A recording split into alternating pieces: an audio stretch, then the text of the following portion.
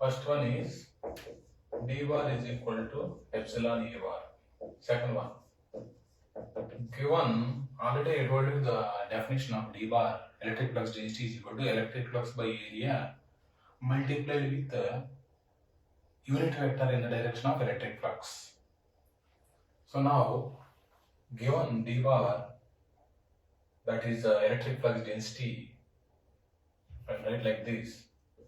Given electric flux density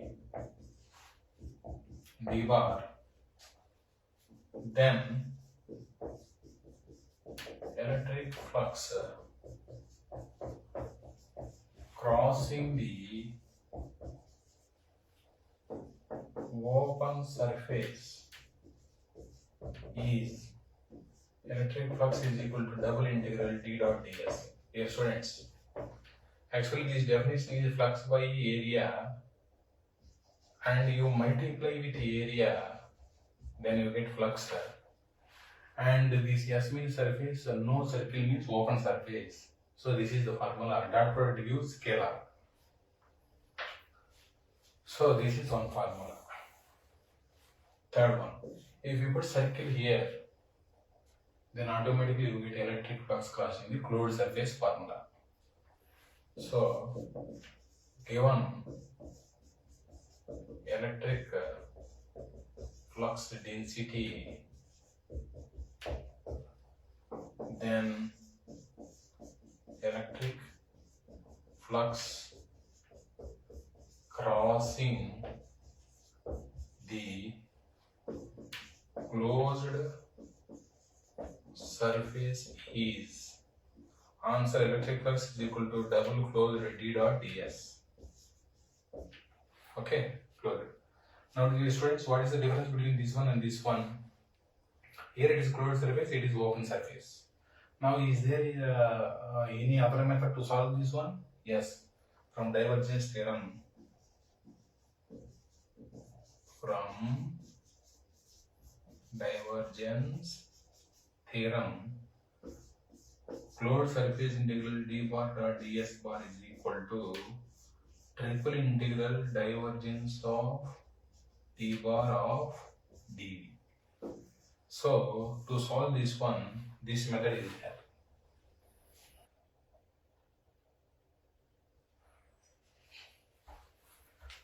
Let us discuss Gauss law. What Gauss law says? Gauss law says that the total electric flux crossing the closed surface. This closed surface is also called as Gauss surface. Gauss surface means closed surface. Crossing the closed surface is equal to the total charge enclosed by that closed surface. This is the statement. Mathematically, how you write this? Mathematically, electric flux symbol is psi, so crossing closed surface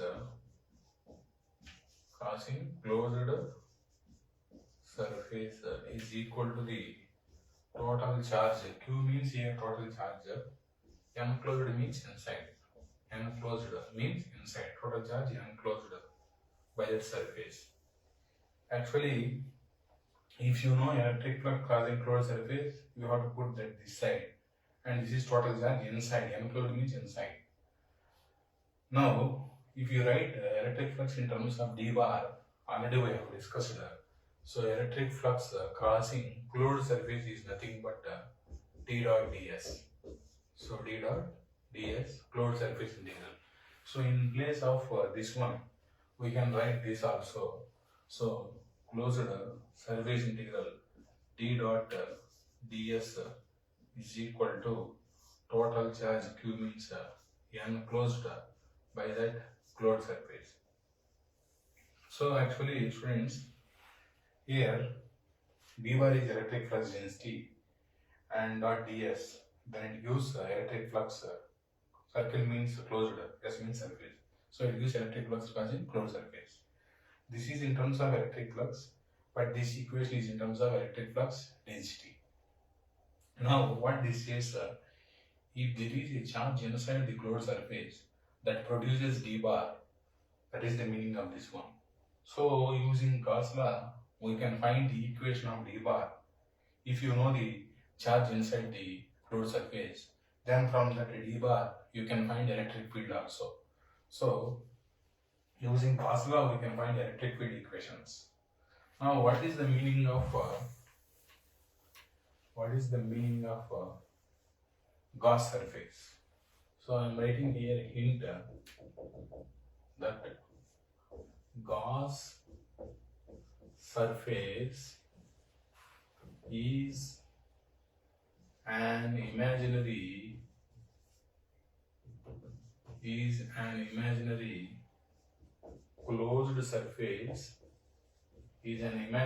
closed surface, considered at the location of field point. That means wherever you want to find electric flux density or otherwise electric field intensity equation, at that location you have to consider a imaginary closed surface, that is called the Gauss surface. Now this Gauss surface is a cube in rectangular coordinate system. So in rectangular, simply write rectangular system. Similarly, Gauss surface is a cylinder in cylindrical coordinate system. Now what is the shape of the Gauss surface or otherwise imaginary closed surface in the spherical system? So Gauss surface is a sphere in the spherical system. So spherical coordinate system. Now if we solve one example, then you will understand so how to use this Gauss law to find the electric field equations. So we will solve an example 1. Okay, find E bar at point r comma theta comma pi due to q point charge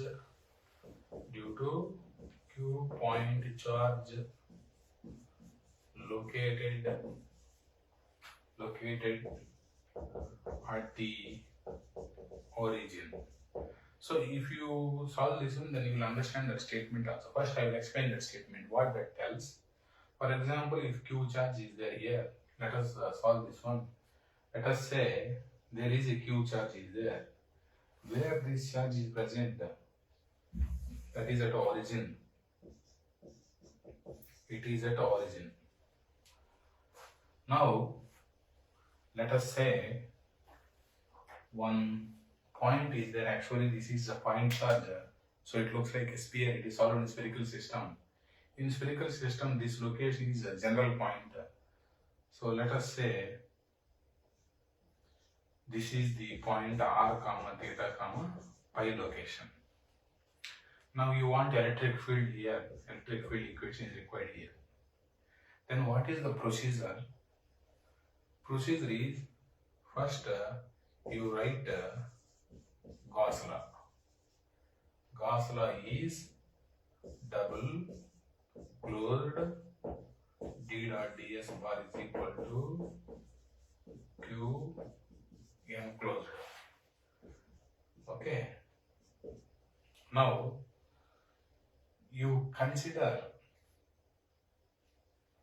a sphere, because point questions are solved in the spherical system. Consider a sphere, that is Gauss sphere. That means that is imaginary surface.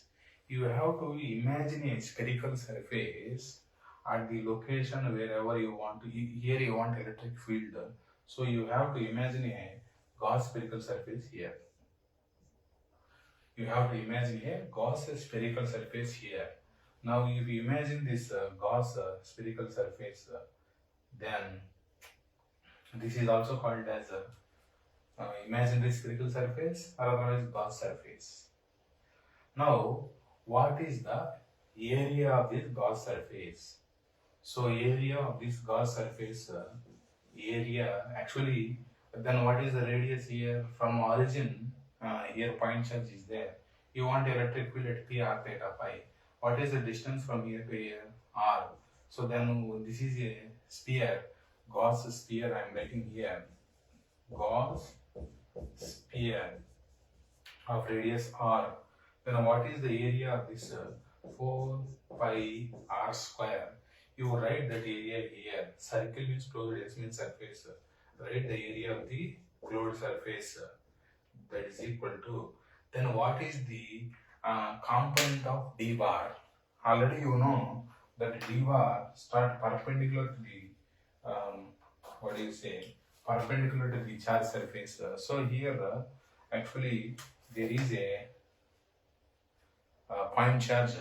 Now electric flux density, electric field intensity lines start perpendicular to this point charge like this they go. So now d bar has a radial component. Which component? Radial component. Now here there is a dot product, dear students. Here we wrote dot product gives scalar. Scalar means only magnitude. Here you have written the magnitude of the.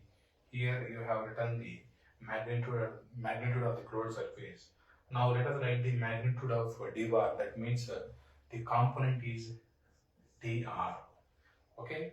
So dot product anyway gives scalar. Scalar means magnitude. I wrote the closed surface area magnitude, and then d bar component is dr only. So here this is this one is component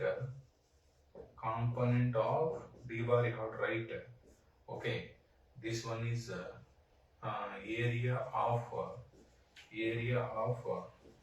Gauss surface, that is spherical surface, that is 4 pi r square. Now what is the total charge inside this closed surface? If you imagine a closed surface here, that is a spherical surface, then that is also called as Gauss surface. How much charge is there inside this total charge?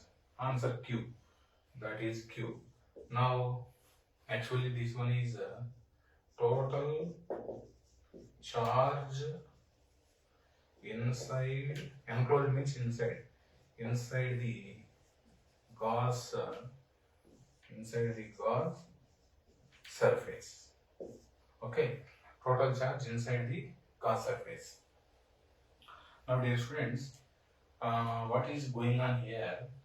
This equation tells because of Q charge present inside the Gauss surface, d bar is generated.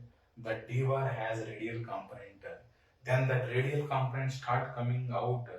When it comes out, then it crosses the Gauss surface of area 4 pi r square, and then it comes out of that surface. That is what it tells. It comes out of this Gauss surface like this. So that is the meaning of that one. Now anyway, you have seen the equation now. From that you can find the dr equation. From that, that's what it tells. Says that the total electric flux crossing the closed surface is equal to the total charge enclosed by that closed surface. Now it gives total electric flux crossing the closed surface, that is equal to total charge inside that closed surface. Now from that we can find the equation of dr. So What is dr equation formula? You send 4 pi r square that side, then it becomes dr is equal to q divided by 4 pi r square. Okay, so dr is equal to q divided by 4 pi r square. Now here I have written in spherical system only r component is there, then d bar vector is equal to dr ar. So d bar vector is equal to dr ar. That implies d bar vector is equal to dr is this one, q divided by 4 pi r square ar. Now electric field is equal to d bar divided by epsilon. That implies E bar is equal to d bar is this one. So you get q divided by 4 pi epsilon r square ar. So this is the electric field equation due to point charge. It is derived by using the Gauss law. Already we have derived this using formula method. So that is another method. This is Gauss method. Okay. Now let us solve second question. Second question. Find E bar at point rho comma pi comma z. That means you are solving in cylindrical system because line questions are solved in cylindrical system. So find the electric field at rho pi z due to Royal Coulomb per meter line charge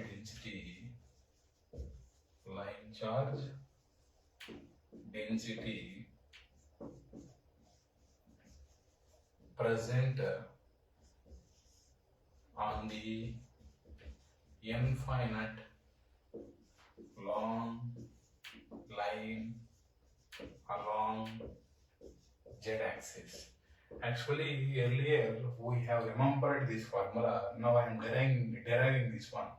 So find the electric field at this location due to Royal Coulomb per meter line charge density present on the infinity long line along z-axis.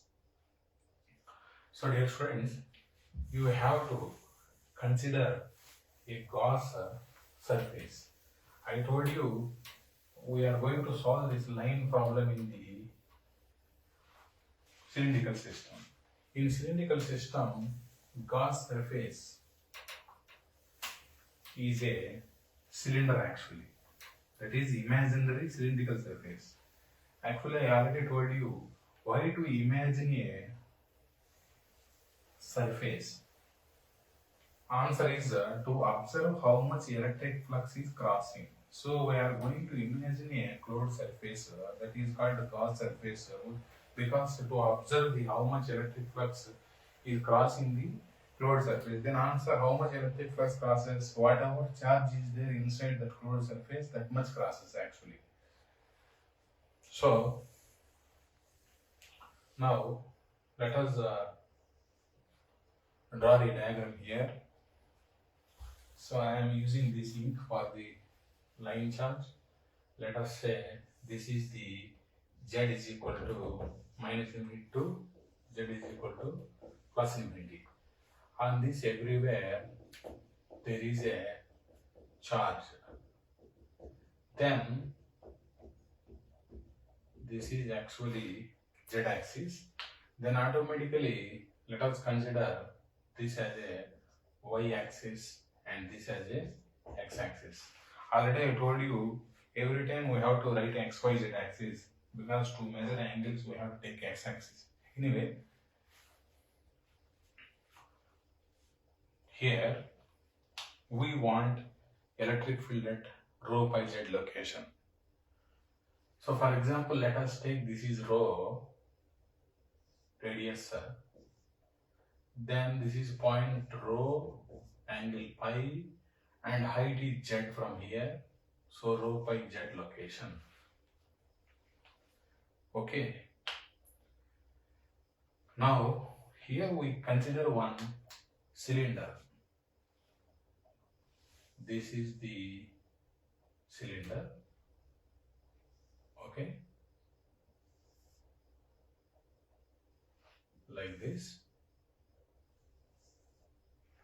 This is the imaginary closed surface or otherwise gauze surface. Now if you see carefully, the infinity long line height is infinity. Now I have imagined one gauze cylinder of height h I am imagining. So let us take this height as a h, total height. Because we will solve for finite height, then automatically if you substitute h tends to infinity, then you get answer for infinity long line. But h cancel both sides, no need to substitute infinity. That means it is distributive electric field. That is distributive means due to this charge electric field here will be in this direction. Due to this charge electric field at this location will be in this direction. So that is called distributive. Now this because of line charge, then d bar has a radial component that is d rho a rho. It will be going like this. So this d bar component is produced due to charge on this line and starts here, go away from this closed surface. So once again I am telling, there is a charge on the line, and from that line d bar, for example it is the line, then d bar goes like this, like this, like this, like this in radial direction. That is z axis, it goes in radial direction, students. So here don't see me confused here. Radial direction means what? Like this. If there is a line here, then d bar goes radially outward, like this also, like this also, like this also, like this also, radially. It never goes upwards. It won't go, because if any d bar has to go upwards, then here on the surface charge should be there. There is no charge there. So only d bar has a rho component here. Now if we write here, important thing is at rho radius I want electric field E bar. At that radius I have taken a gauze cylinder. Then how much height? General height you take h height. Now first step is Gauss law. Gauss law is double closed d dot ds is equal to q enclosed. Now this d bar, that means this one, crosses the side surface of the cylinder. So area of this side surface area is equal to 2 pi rho h, because rho is radius, h is height. Then what is the area of top surface? Pi rho square, that is circular surface. What is the area of bottom surface? Pi rho square. Why are you not taking them? Because no d bar crosses the surface. Because on the line positive charge is there, then d bar has rho component. That rho component goes in radial direction and crosses the side surface only. For example, here also it starts, it goes and crosses the side surface in every direction. So what is the area of that? 2 pi rho h. So now Gauss surface area 2 pi rho h. So dear students, what is this actually? Area of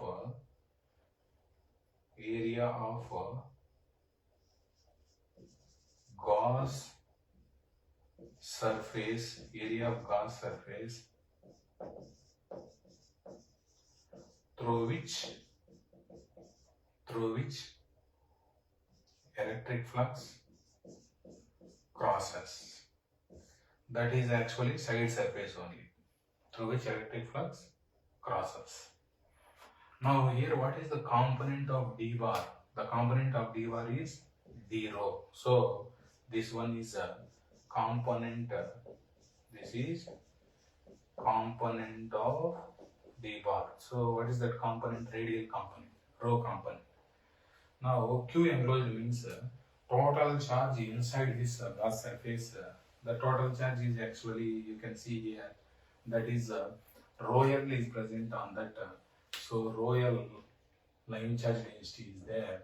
Then how you get Q? So Q is equal to integral rho L dl if rho L is non-uniform. Because here equation is not given for rho L means that is constant actually. So for uniform line charge density, for uniform rho L, for uniform rho L, the charge is Q is equal to rho L comes out, integral dl is total length, that is total length. Here total length is rho L into what is the height of the gas cylinder H. So that much height is there. So dear students, inside this gas cylinder, what is the height of the line? Height of the line inside the gas cylinder is equal to height of this gas cylinder, that is H. So how much charge is there now? So rho L into H.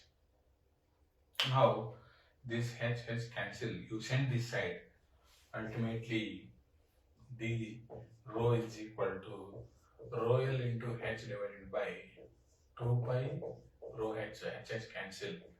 That implies d rho is equal to rho L divided by 2 pi rho. So d bar is equal to d rho into E rho. So d bar is equal to rho L divided by 2 pi rho E rho. So ultimately E bar is equal to d bar divided by epsilon. That means E bar is equal to rho L divided by 2 pi epsilon rho E rho. So this is the electric field equation due to the infinity long line at rho pi z location. You can see here H cancel. That means this E bar electric field equation independent of height. In case of independent of height means z value. This height is parallel to z, no? So that means independent of parallel variable. For infinity long line only this is applicable. Don't apply this rule for finite long line. Okay. This is second example. Now let us write the third example based on the Gauss law, that is coaxial cable. So coaxial cable, we will take that.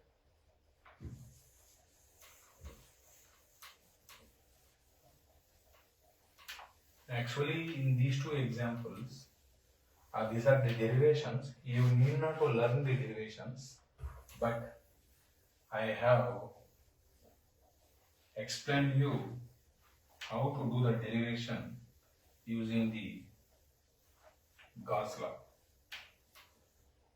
Now you can understand the solution, what we do in next two questions. Okay. What is the meaning of coaxial cable? Coaxial cable has two conductors, one central conductor and one outer conductor. Both have cylindrical shape. Then on one conductor surface you have positive charge, another conductor surface you have negative charge. Then third conductor surface is grounded so that there is no charge. Total 3 conductor surfaces are there. Okay, I will show you here what is the meaning of coaxial cable. There is one central conductor like this. Coaxial cable means there is central conductor like this. Okay. Now the shape of this is cylinder. The radius of this from the center, the surface, radius of the surface radius of the surface. Coaxial cable means center, the cylindrical conductor is there, and from the center now the radius of the surface is a, small a.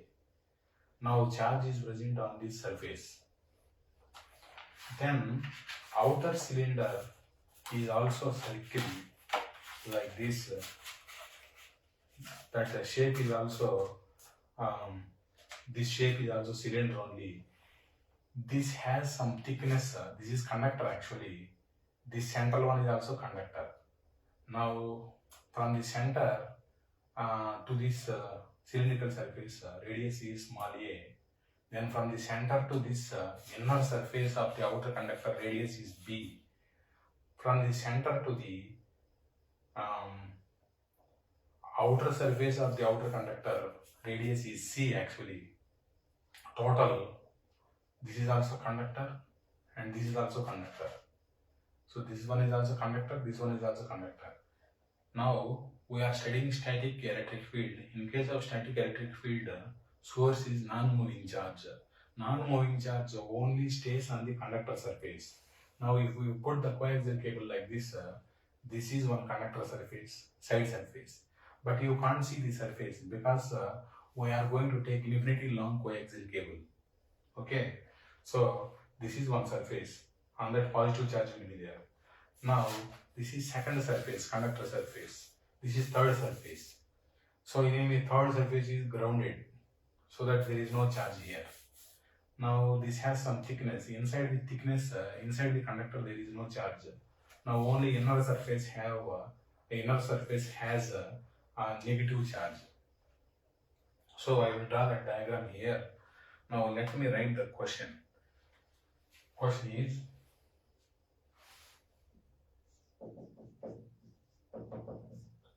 find E bar in all regions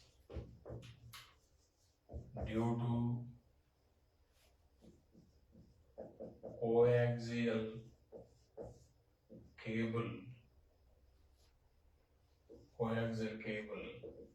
having rho SI coulomb per meter square. I means inner, S means rho S means surface charge density. So having rho SI coulomb per meter square inner surface charge density, inner surface charge density on rho is equal to A, cylindrical surface, comma, rho SO, O means outer student, rho SO, outer surface charge density on rho is equal to B, cylindrical surface as shown in figure. You have to find the electric field in all regions due to coaxial cable having an inner surface rho SI surface charge density and outer surface rho SO surface charge density. Then you have to find the electric field equation. Now I will they give the diagram, so I will draw the diagram there so that you will be comfortable. Now here I will write one hint for you regarding the surface charge densities. I will write the hint. Let I will explain this actually. So it is better if I draw the diagram. Okay. So I told you coaxial cable means there is one center conductor. Okay. This is of cylinder shape. Now there is another conductor. This is actually solid conductor. This is central line. This is Z axis.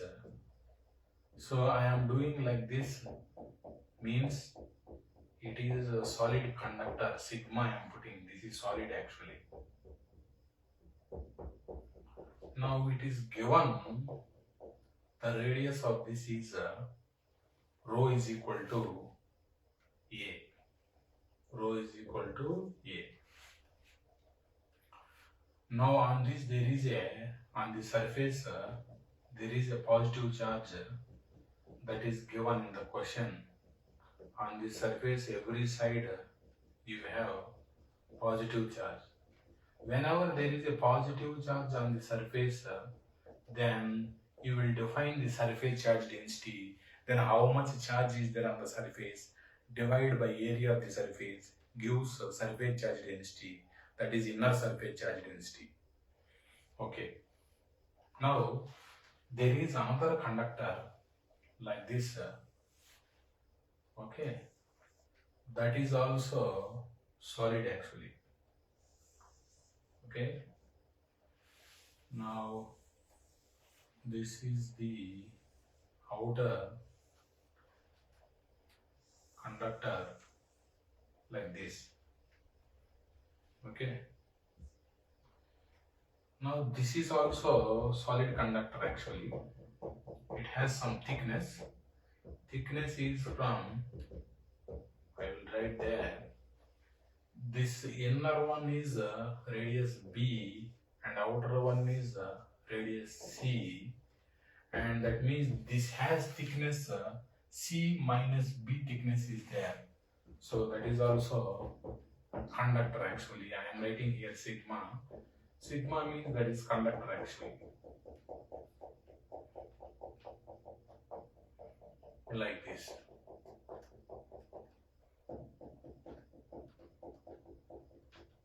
Okay.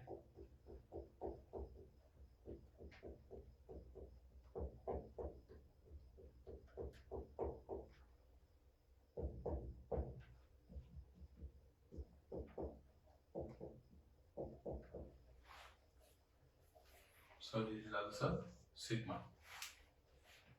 Now this one is grounded here like this, and it is given that there is a negative charge here like this. So on this rho SO surface charge density is there. On this rho SI surface charge density is there. On this rho SO is there.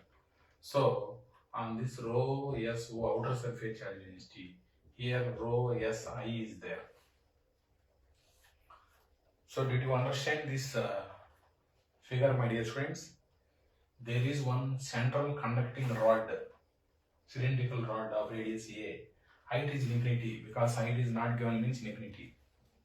But practically, no need to take infinity long line. For example, coaxial cable of 1 kilometer length is also considered as a infinity long coaxial cable.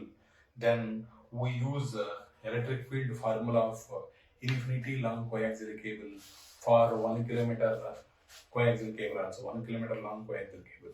Because 1 kilometer means it is not a small length. So what is the meaning of that actually?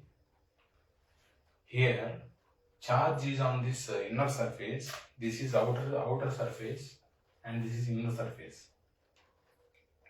This is inner surface, on this positive charge is there. Then this is the inner surface of outer conductor, on that negative charge is there. And here external surface is grounded here, there is no charge here. So total it is grounded, there is no charge here. This is solid conductor. Inside the solid conductor charge cannot be there. Non-moving charge stays on the conductor surface only. This is also solid conductor.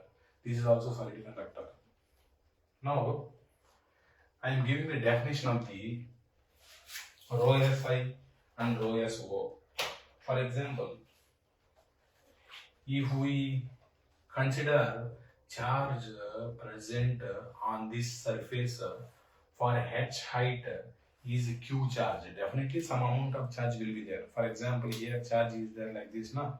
Charge is there like this, plus, here also plus, here also plus. For how much height this charge is there, let us say this charge is there for Of course charge is for entire height, पूरा height के लिए charge है, but in h height, let us say total charge is q, then we can define the inner surface charge density. So dear students, I am writing here, let total charge on rho is equal to a cylindrical surface for h height is q, then rho SI inner surface charge density is equal to inner surface charge, that is how much q, divided by area of that is cylindrical surface 2 by ah. It becomes a is that is cylindrical surface now. For h height we are taking now. So for h height we are taking. So 2 pi. Actually, dear students, this is the definition of rho SI. If they give q charge is present for h height on rho is equal to a radius, then if you want rho SI equation, this is the equation. Second thing, q is equal to rho SI into 2 pi ah. Now what is this equation actually? If they give rho SI, in this question rho SI is given. If they give rho SI, then how much charge is there for h height on rho is equal to a radius? This is the formula. Now charge can either created nor destroyed on the inner surface. For h height there is a q charge. Automatically for on outer surface for h height there will be minus q charge, because charge can either created nor destroyed. So total charge on rho is equal to b cylindrical surface for h height is minus q, that is fixed. Here plus q is there means here minus q is there.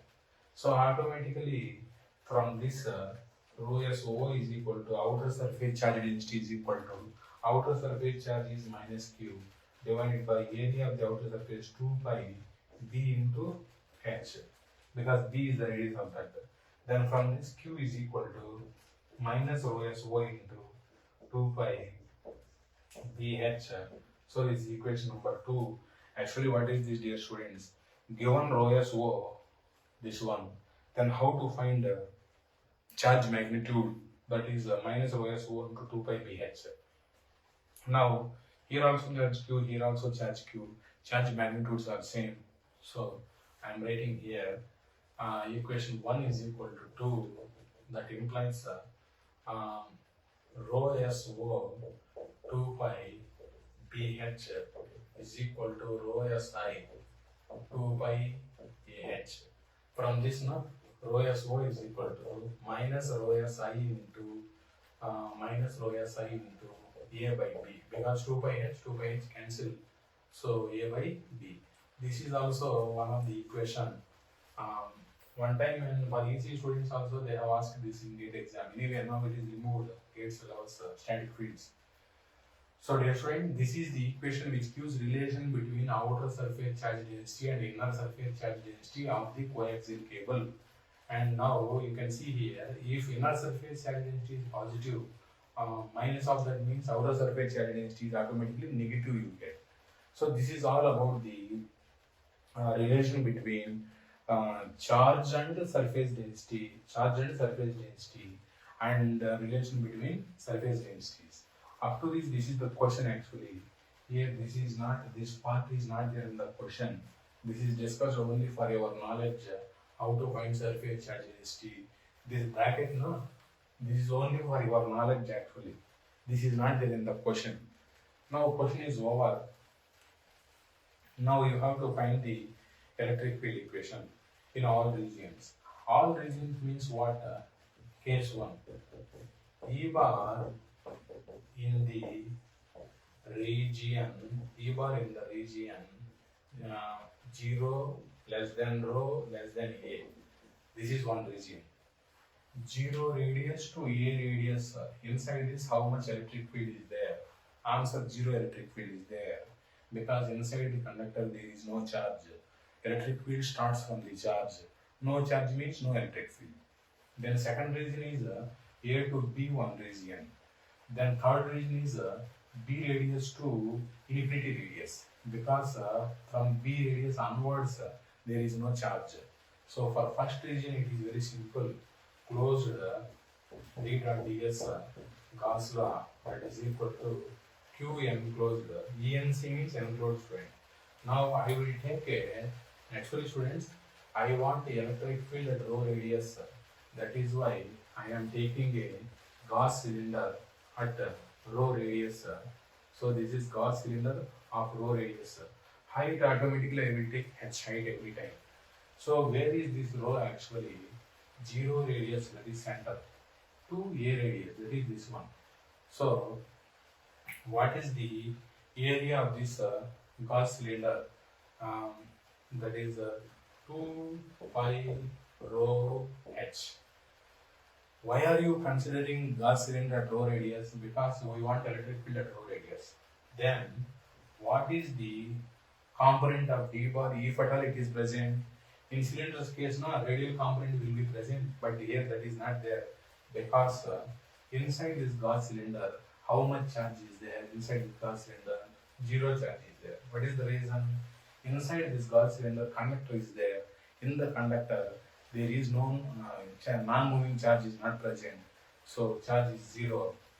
That means this is rho component. This is rho component. So d rho is equal to 0. That means d bar is equal to d rho a rho. So that is 0. And electric field is also 0 because there is no charge. Now let us write the case 2. We have to write the case 2 student. So case 2 is E bar in the region, E bar in the region A less than rho less than B. That means at any radius rho between A and B. So you have to once again imagine a Gauss cylinder there. So I am using this space. Okay.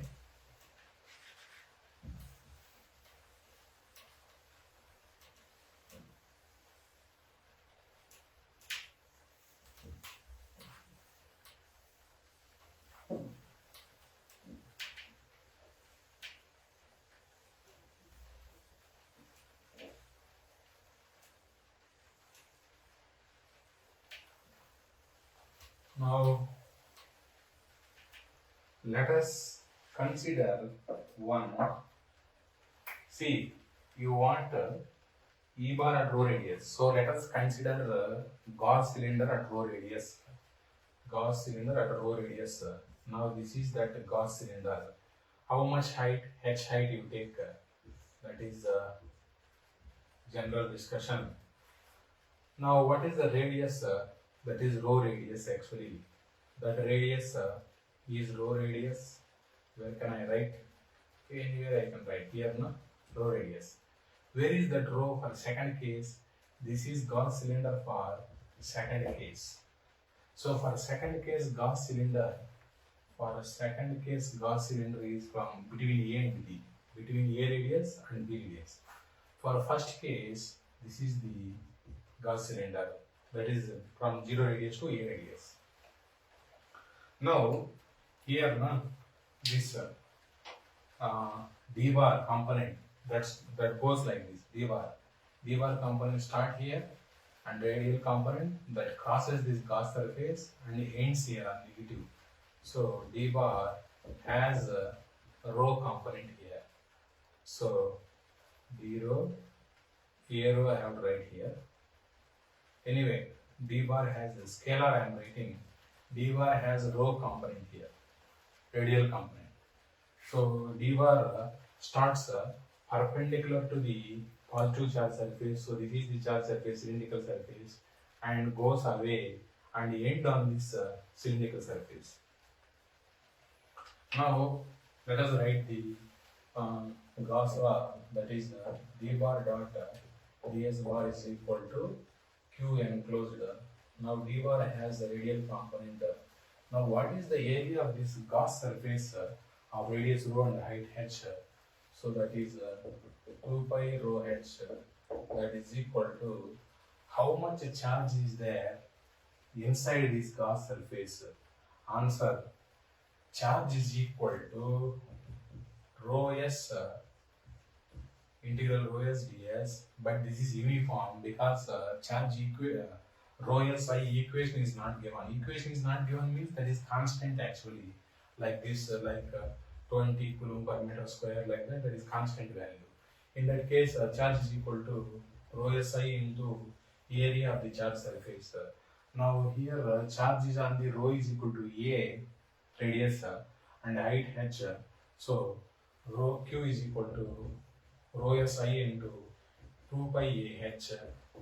Do not worry about this. What is this? Area of the charge surface. Where is the charge? Charge is on a radius. If you see, charge is on a radius. So you have to take a radius here. So that is rho s I into 2 pi ah. Here actually this is the area of the Gauss surface. Gauss surface radius is rho, and this is area of the charge surface. Okay. So charge surface, charge is at a radius actually. Now this is area of Gauss. So area of Gauss surface, and this one is area of charge surface. Rho s I into area of charge surface. This is component of d bar. Now you send this 2 pi rho h that side. So d rho is equal to rho s I, 2 pi h cancel. So you get a by rho. Now d bar is equal to d rho a rho. And now E bar is equal to d bar by epsilon. That means electric field E bar is equal to rho s I divided by epsilon a by, here now rho is variable actually, that varies from a to b. So that is a rho. This is equation number 2 for second region. So this is the equation of electric field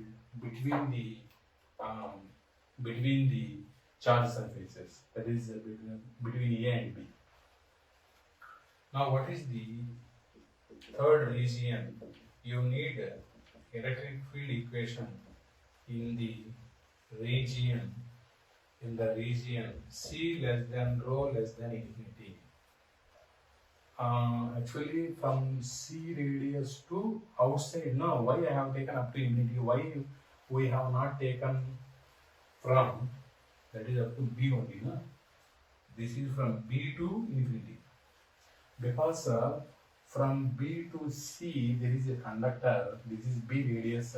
From up to C radius there is a conductor, but there is no charge. If there is no charge, then electric field equation is not going to change. So that is why I have taken from B radius to infinity radius. That means that there is no charge outside that coaxial cable. So E bar in the region B less than rho less than infinity. So for that, what happens? D bar dot ds bar is equal to Q enclosed. Now D bar has a radial component. Now let us take one Gauss cylinder here.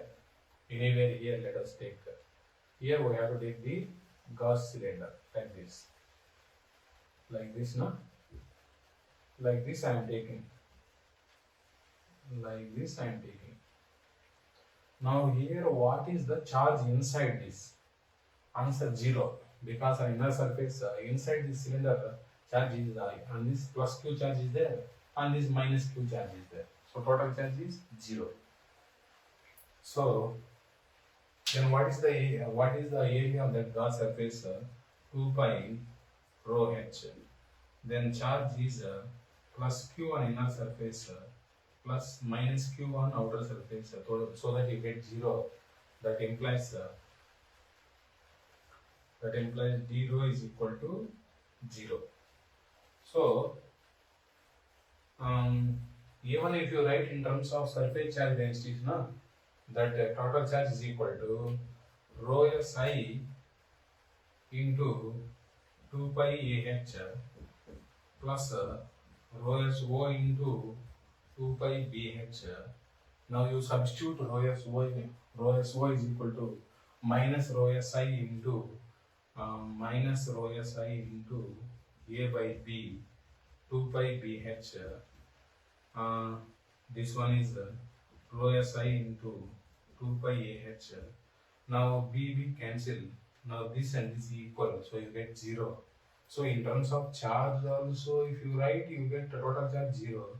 In terms of surface charge density, you write total charge is 0. So any one of them is correct. No problem. So here electric field is 0. That means here what this formula says, that is simple common sense. Inside a conductor there is no charge, electric field is 0. Charge starts here, then because of that d bar equation starts here and goes like this in radial direction, the d bar as radial component, then it ends here just before the negative, just before the b radius. Then after this there is no charge, so that's why there is no electric field. Why I am saying just before the b radius? For example, if this is this surface, this is b radius, just on this surface there is a negative charge. Then whenever you approach that surface, there is a negative charge. Then electric field ends there. Electric field खत्म हो जाता है उधर. So after doing this derivation, you should not learn this derivation. आप लोग ये derivation को सीखना नहीं है. So ये जो formulas है वो याद रखना है. So I am writing the formulas here. So what is the meaning of coaxial cable, students? Coaxial cable means there is central conductor and there is outer conductor. Okay. So inner conductor here has positive charge. Inner surface of outer conductor has negative charge. Okay.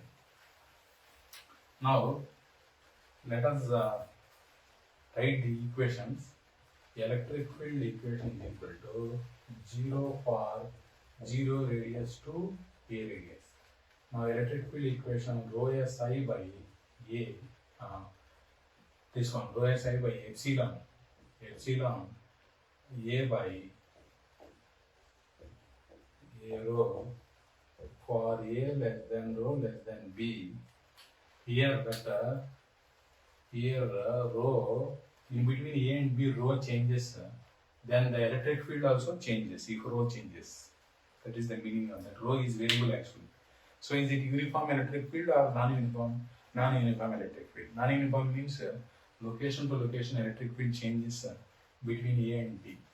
Now again 0 for b less than rho less than b. So no need to learn the derivation.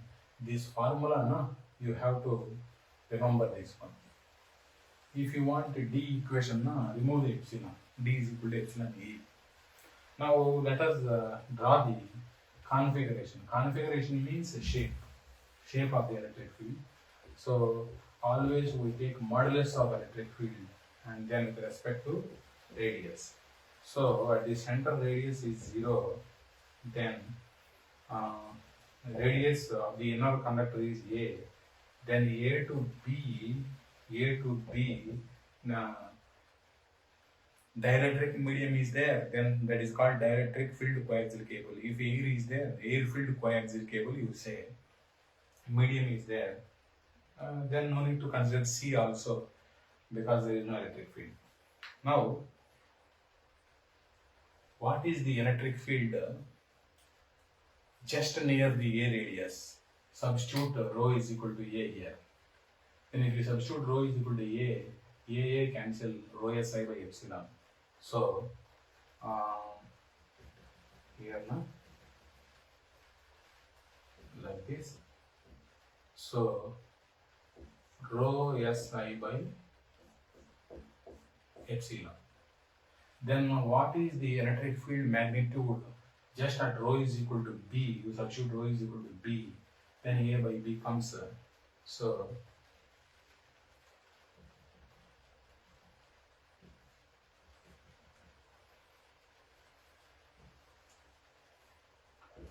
rho Si divided by epsilon into A by B. So this is that one. You substitute rho is equal to B here. So here just before B, that much magnitude of electric field is present. Then just beyond मतलब उसके बाद just beyond B, electric field becomes zero because there is a negative charge. Now if you draw the equation, electric field is zero from 0 to A, and suddenly positive charge comes at rho is equal to A. That is why suddenly electric field value raises like this. Okay, like this much. Then if radius increases beyond A मतलब उसके बाद, so beyond A, then this value decreases according to 1 by rho, that is like 1 by x equation in the mathematics. So that is reducing the value like this. Okay, like this. Then just before B, some value is there, this much value is there. When you come to the B, then suddenly it disappears electric field because there exists a negative charge. So that is why it downs like this. Like this. So this is the electric field configuration. Configuration means shape. So you do not forget, students, here electric field is proportional to 1 by rho. That is important actually. So beyond this, there is no charge, so there is no electric field. So in this question, what you have to remember, you remember this one, this in box, no? Then you remember this one. Then you remember this one. Only these three things you have to study. This equation and this one and this one. What is rho Si? Inner surface charge density. What is rho So? Outer surface charge density. So 1, 2, 3. These things you have to remember, students. Now we will solve one more question. Okay, dear students. Now we are discussing one observation. Basically, observation means I will be discussing something here.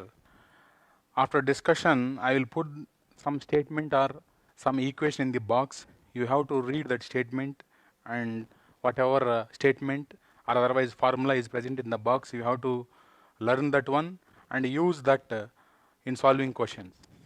Now let us discuss the potential.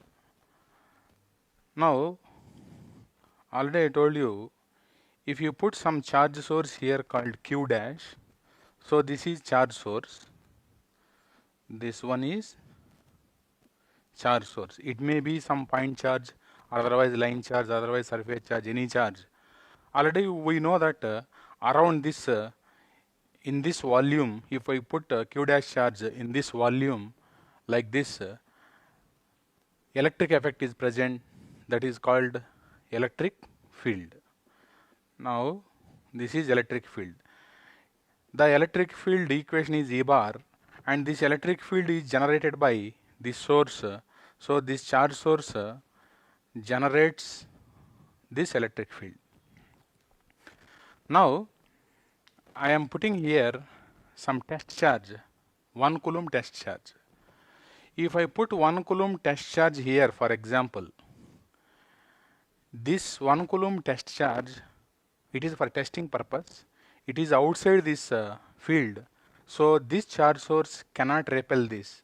That means the ability of this charge source, ability means potential, the ability of this charge source to repel this is 0 here, because this 1 coulomb is out of the field. So that is why potential here is 0. Now if I put 1 coulomb test charge at this location, for example, let us say B location. Now assume this is also positive, this test charge is also positive. Now this charge source has ability to repel this one. That means at this location there is an ability, that means potential is present at this location. That potential is generated by this charge source. This is only testing charge. Now let us say potential here is VB. Similarly, if I get this 1 coulomb to this location, for example, let us say this is A location, then this charge source repels this 1 coulomb with high intensity. That means the ability at this location to repel the 1 coulomb charge source is very high. So potential at this location is very high.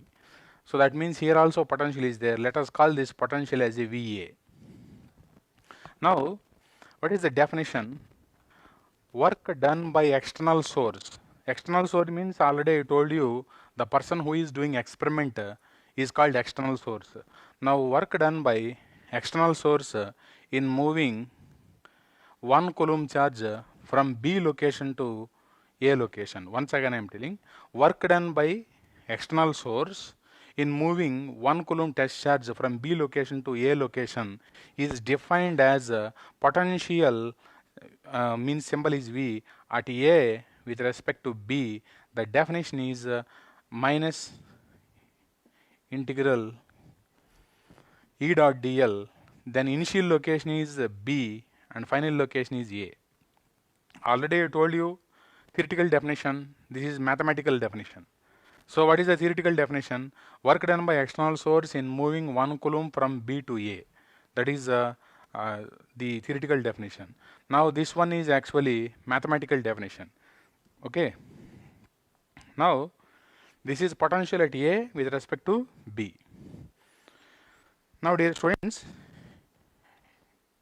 if I put 1 coulomb test charge, 1 coulomb test charge at R is equal to infinity distance. Here it is assumed that there are no charge sources here. Okay. So if I put 1 coulomb test charge at this location, then nobody repels this. That means no charge source repels this one. That is why potential at this location is 0. So in general, that is why in the books they write like this, let मतलब मान लीजिए, let at R is equal to infinite distance, potential is 0. Now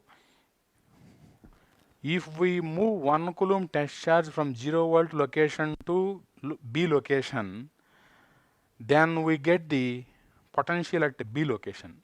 So the statement is work done by an external source in moving 1 coulomb test charge from 0 volt location, from 0 volt location, I will write here,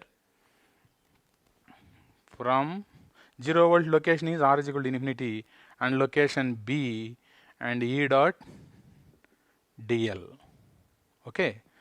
So dear students, work done by external source in moving 1 coulomb from 0 volt location to B location. That means initial location is 0 volt location, that is R is equal to infinity.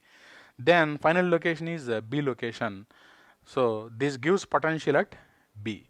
Similarly, this is all infinity locations. Here I will take one more location. This is also infinity distance. These are all infinity locations. So let us assume that this is R is equal to infinity, and here 0 volts location. This is what is the work done in moving 1 coulomb from 0 volt location to A location. So that one is called as actually, so this is V at A is equal to minus of integral E dot dl. This is 0 volt location to location A. Now this is the mathematical equation for potential at B. This is the mathematical equation for potential at A. Basically what we do, we split this integral in terms of VA comma VB. How to split, you see, this can be written like this, minus of integral E dot dl and plus integral E dot dl. Now you know in integrals actually this is final limit and this is lower limit B. Then you move from B to infinity, then again you move from infinity to A, then ultimately that gives moving B to A. So according to the integrals, this integral can be split in this way. Now, in the potential definitions, in the lower limit infinity is there, but here infinity is in upper limit. So let us reverse these limits. For that you have to put minus E dot dl infinity to B. This is so now integral E dot dl bar, and so let us send this minus inside. This becomes minus of E bar dot dl bar, and this is infinity to A, and already minus is there here. So minus of minus integral E bar dot dl bar, so infinity to B. Okay, so this one. Now I am writing 0 volt here. So now this is nothing but this is the definition of VA, and this is the definition of VB. So dear friends, from this already I wrote this VAB is equal to VA minus VB. Already I wrote this one, okay, and I wrote the meaning of VAB is potential at A with respect to B, or otherwise potential difference between location A and location B. Now from this I am going to give one conclusion. Let us say this is D location, and if I move from D location to D location again, so that is called actually closed line. So if I move from D location to D location, then that is called closed line. So you call this as a VDD. You are moving from B to A, we are calling that as a VAB. But here we are moving from D location to D location. It is a closed line actually. It is a closed line. So here VAB is equal to VA minus VB. Similarly, VDD is equal to, where D is some location, VD minus VD. So actually now this VD minus VD, so I will write VD minus VD. Here the initial, the final location is actually A here, and VA is there. Now here when I start the journey at D location, then I will be starting the journey at t is equal to 0 second. Again on this closed loop, if I come back, it takes some time. Let us call that time as a t is equal to t1. T is equal to t1 time. Okay, it takes some time. So now final time is t1, initial time is 0. So what is the potential at D location at final time minus what is the potential at D location at initial time? So this is the difference actually. Once again, this is final location. So this also should be at final location. Final location is D location, but time is t is equal to t1. This is initial location. So here also D is initial location, but this time is starting time. So t is equal to 0 actually. Now here VDD is not 0. That means VD and VD not 0 for time varying fields. So dear students, if electric field is a function of time, then potential is also a function of time, then time to time potential changes, then at t1 time potential is different, at 0 time potential is different for time varying fields. So that is not 0 for time varying fields. This is nothing but Faraday's law. We will be discussing that in time varying fields. Now VDD is equal to 0 for static electric field. That means for static electric field, potential is not a function of time.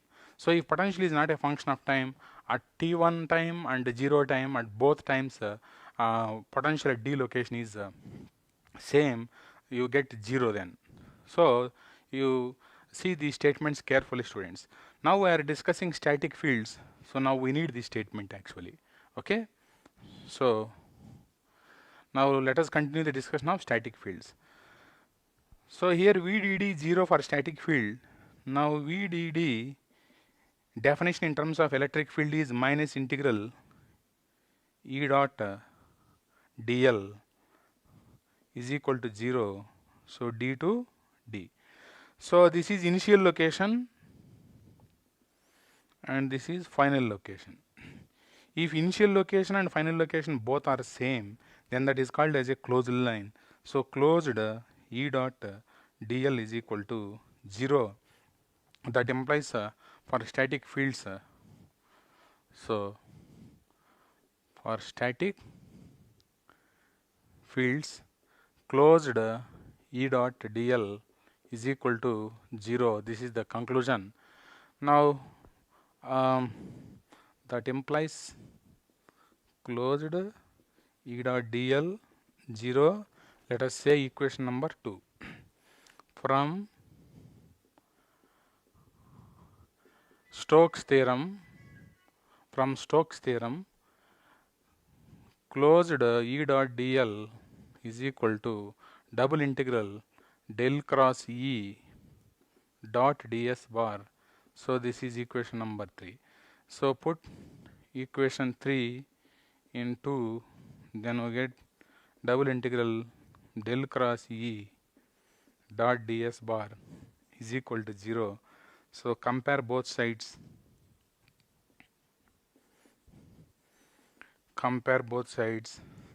Now we get del cross E is equal to 0. So dear students, this one and this one both are same. This is for that means I will write one statement here. Static electric field is irrotational or otherwise conservative. Okay, student. Now actually work done in moving Q charge from D location to D location is 0. So no work is done.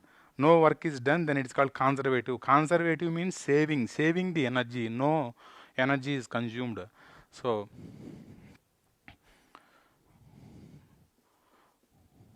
work done in moving Q charge from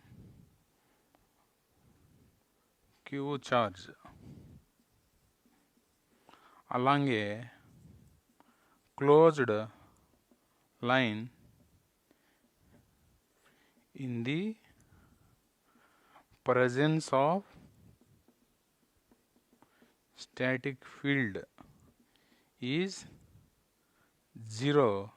So that means that is minus Q closed E dot dl. This is the work done definition in closed line. This becomes 0 actually, W work done. So it is that means static field.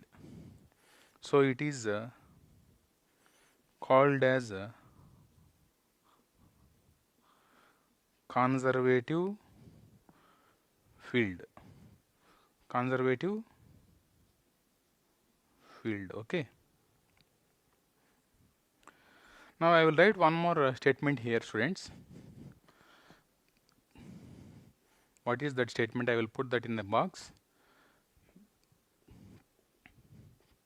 For static field, closed E dot dl 0 or otherwise del cross E 0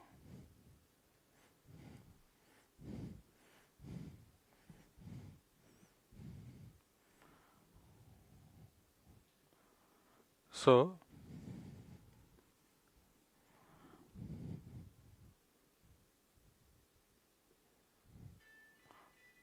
work done, that is work done is basically W is equal to minus Q integral E dot dl B to A. Okay. So work done or potential. That means, for example, VAB is equal to minus integral E dot dl, or independent of type of path, but depends on initial. Initial means starting. Initial and final points. So this is also one statement. Actually, already I told you in the basics, I took vector A bar. So closed A bar dot dl bar 0, or otherwise del cross A bar 0. Then open line integral of A bar dot dl bar is independent of type of path and depends on initial and final points I told you. In place of A bar, now E bar vector, electric field vector came here. So now you understood what is the meaning of conservative. Conservative means actually saving the energy, so no work is done to move Q charge in a closed line. This statement is valid only for static field actually. So I will solve one question related to this one. Then we will go to the next concept. So dear students, actually after noting down, you should not read this one. This is only observation. So then what to read? You see the statement, then this one and this one and this one. So you have to revise them and use them in solving the questions actually. So dear students, actually this integral E bar dot dl bar integral basically depends on initial and final locations but independent of type of path. That means here this path, no, it can be a straight line path, it can be a zigzag path, it can be a circular path, it can be any path actually. Okay, that is the meaning. Now based on this I will solve one question so that you can understand this.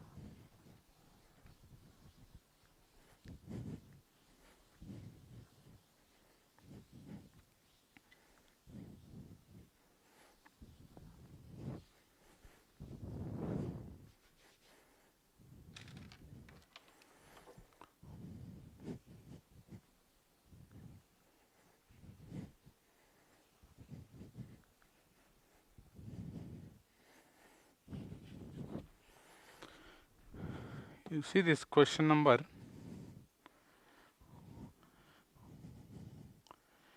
in regular workbook, it is question number 26 actually.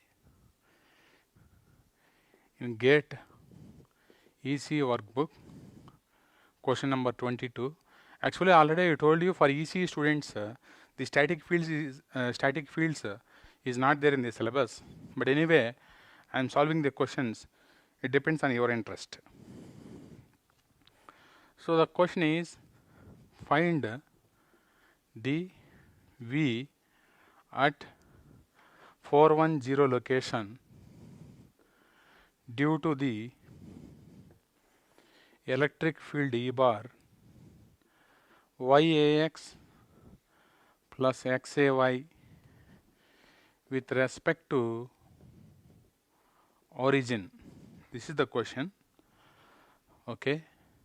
Now it is one more statement is there. Repeat the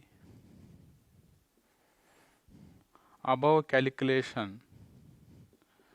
Repeat the above calculation along the parabolic path.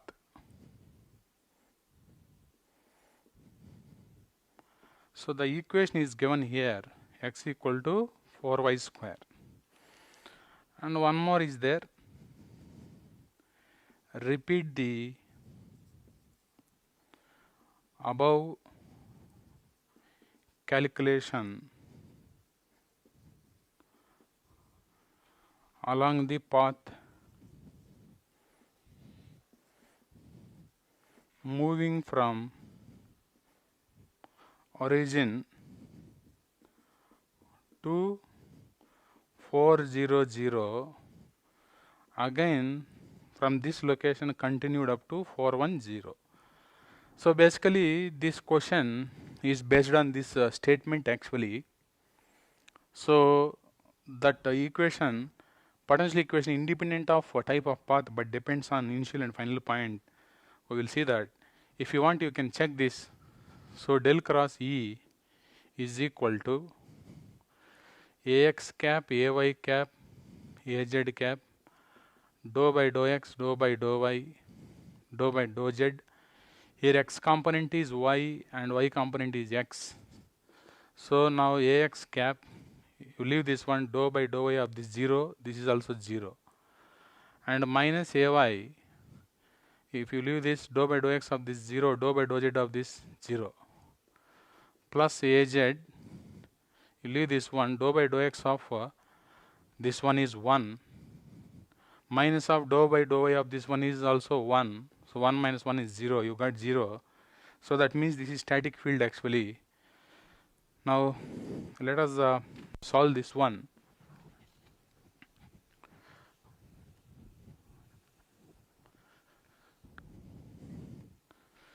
What is the definition actually? You need potential at this location with respect to origin, that is minus integral E dot dl. You want potential at this location, that means that is final with respect to origin.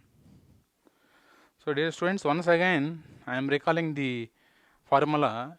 You want potential at A, then upper limit should be A. Remember that one. With respect to B, so lower limit is B actually. Okay.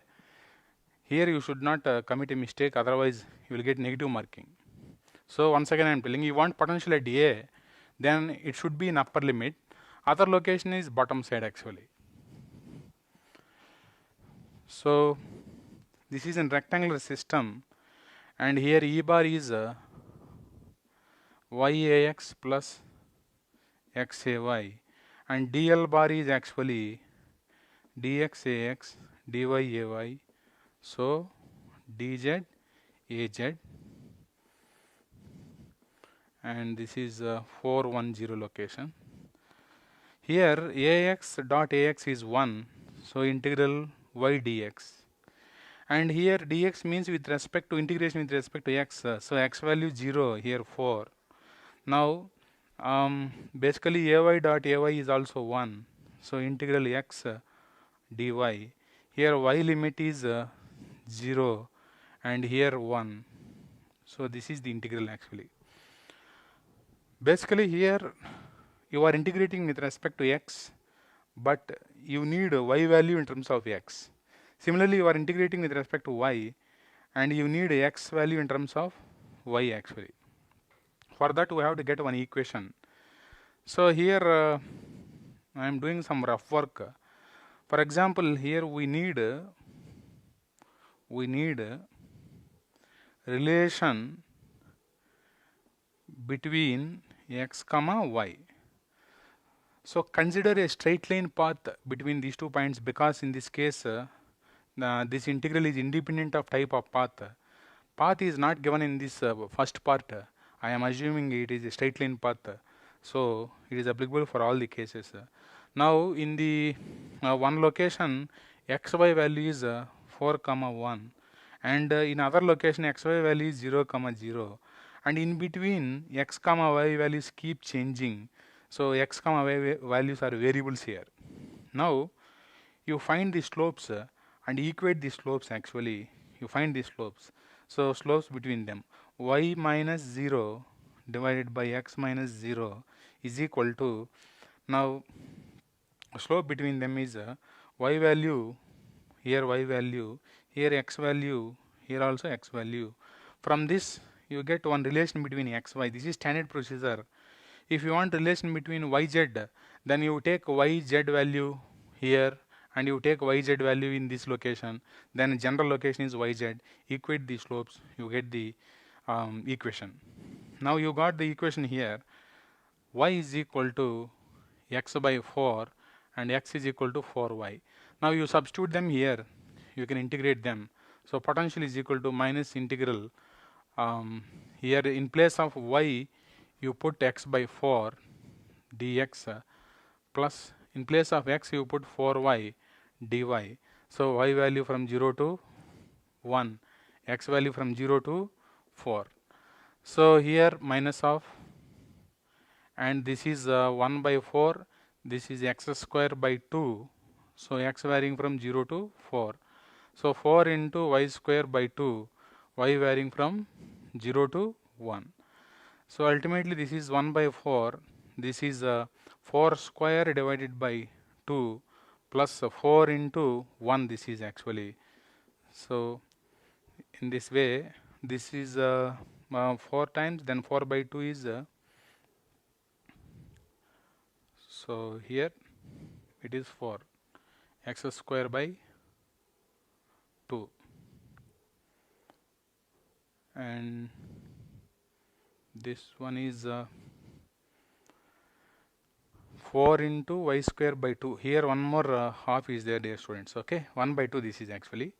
Now this becomes minus of, this is cancel, so 2 you get plus 2.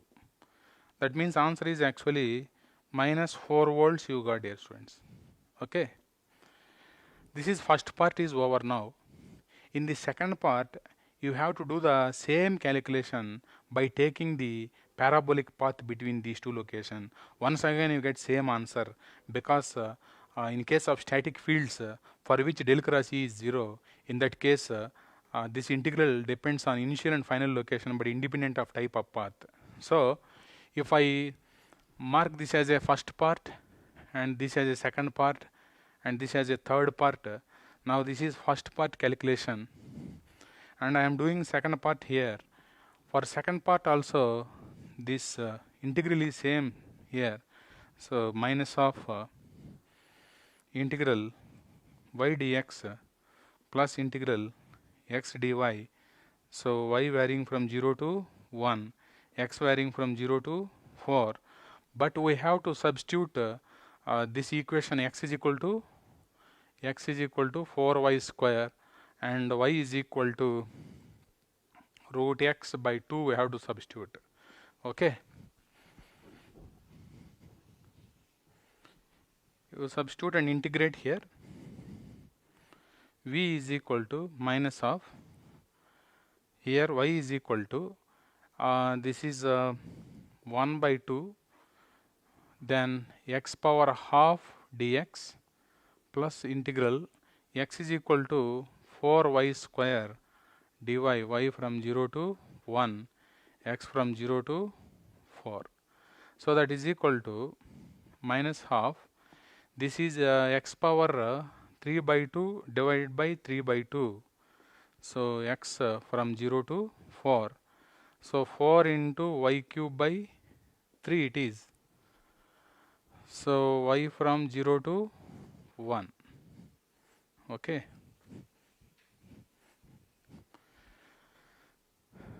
so here this 2 by 3, so it becomes minus of 1 by 3, then 4 power 3 by 2 minus 0 plus 4 into 1 by 3 you get, so minus of this is 8 by 3 you get plus 4 by 3 you get, this is 12 by 3 means once again you get minus 4 volt, so you got same answer again.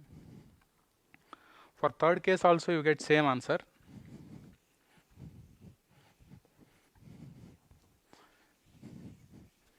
Now third case is in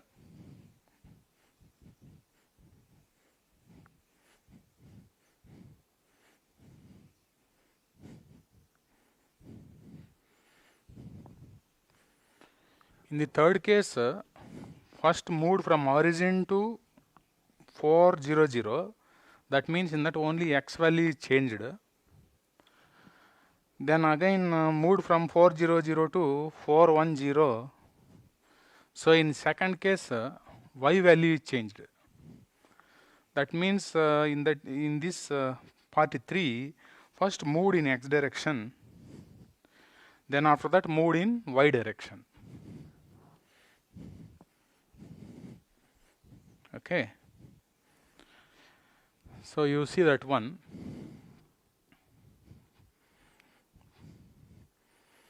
I will do like this. First case it is moved like this. E bar dot dl bar. Okay. I will do like this, minus of 0, 0, 0 to 410. Actually, here it is done like this. Integral E dot dl, integral E dot dl. So first case moved from 0, 0 to 400, then 400 to 410. Okay, dear students. So it is done like this. Now V is equal to, you can see there, moved from origin to 400, then 400 to 410. If you see here carefully, here x value same and z value also same, but only y value is changed.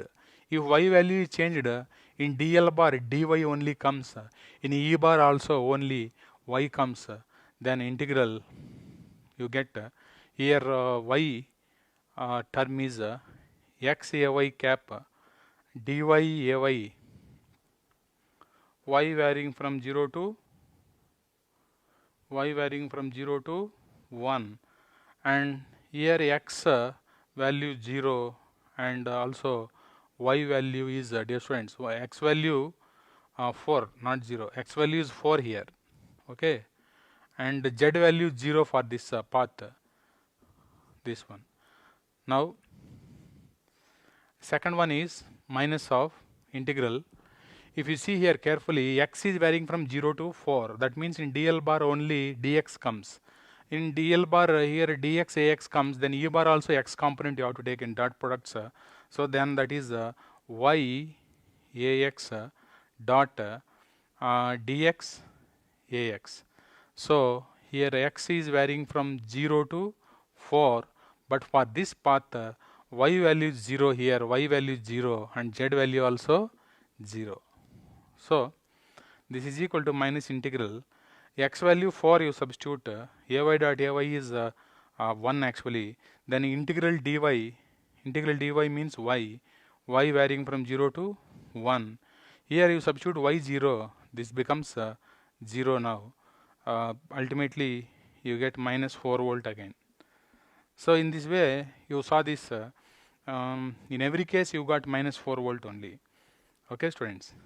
Next we will discuss another note. So now let us see one more observation. Already you know the statement of Gauss law. Now let us write the equation of Gauss law. Gauss law is, statement is actually, you know statement. Now I am writing mathematical equation here. Closed d dot ds bar is equal to q, total charge enclosed. So this is equation number 1. Now from the divergence theorem,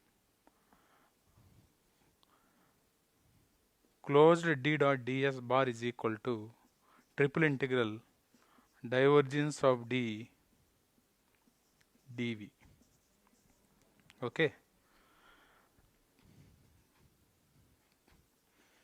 By definition, Q is equal to triple integral rho v dv. This is equation number 3. So if you put 2 comma 3 in equation 1, then in place of this one you can write divergence of d dv, that is equal to, in place of q you can write rho v dv. Compare both sides. Compare both sides. Now you get divergence of d bar is equal to rho v. So this is the one of the Maxwell equation actually. Now divergence is not 0. That means it has divergence. Already we have seen it is irrotational. Static electric field is irrotational, or otherwise conservative. So that means for that curl is equal to 0. But here there is a divergence. So electric field means both comes to end here. Static electric field as well as the time varying electric field both comes. So electric field has a divergence. Okay, so this is the statement. Now from Gauss law you got this Maxwell equation. In this observation you should not learn this derivation. इसको सीखने का ज़रूरत नहीं है, ये formula याद रखना है आप लोग. इसका फ़ायदा क्या है, डी बार की इक्वेशन देने के बाद रो वी फाइंड कर सकता है. So what is the use of this equation? In the question d bar equation is given, then you substitute here, you get a rho v equation actually. And also I will write one more note, dear students. Given E bar, then VAB is equal to minus of integral E bar dot dl bar B to A, already you know this. Second one, given potential equation,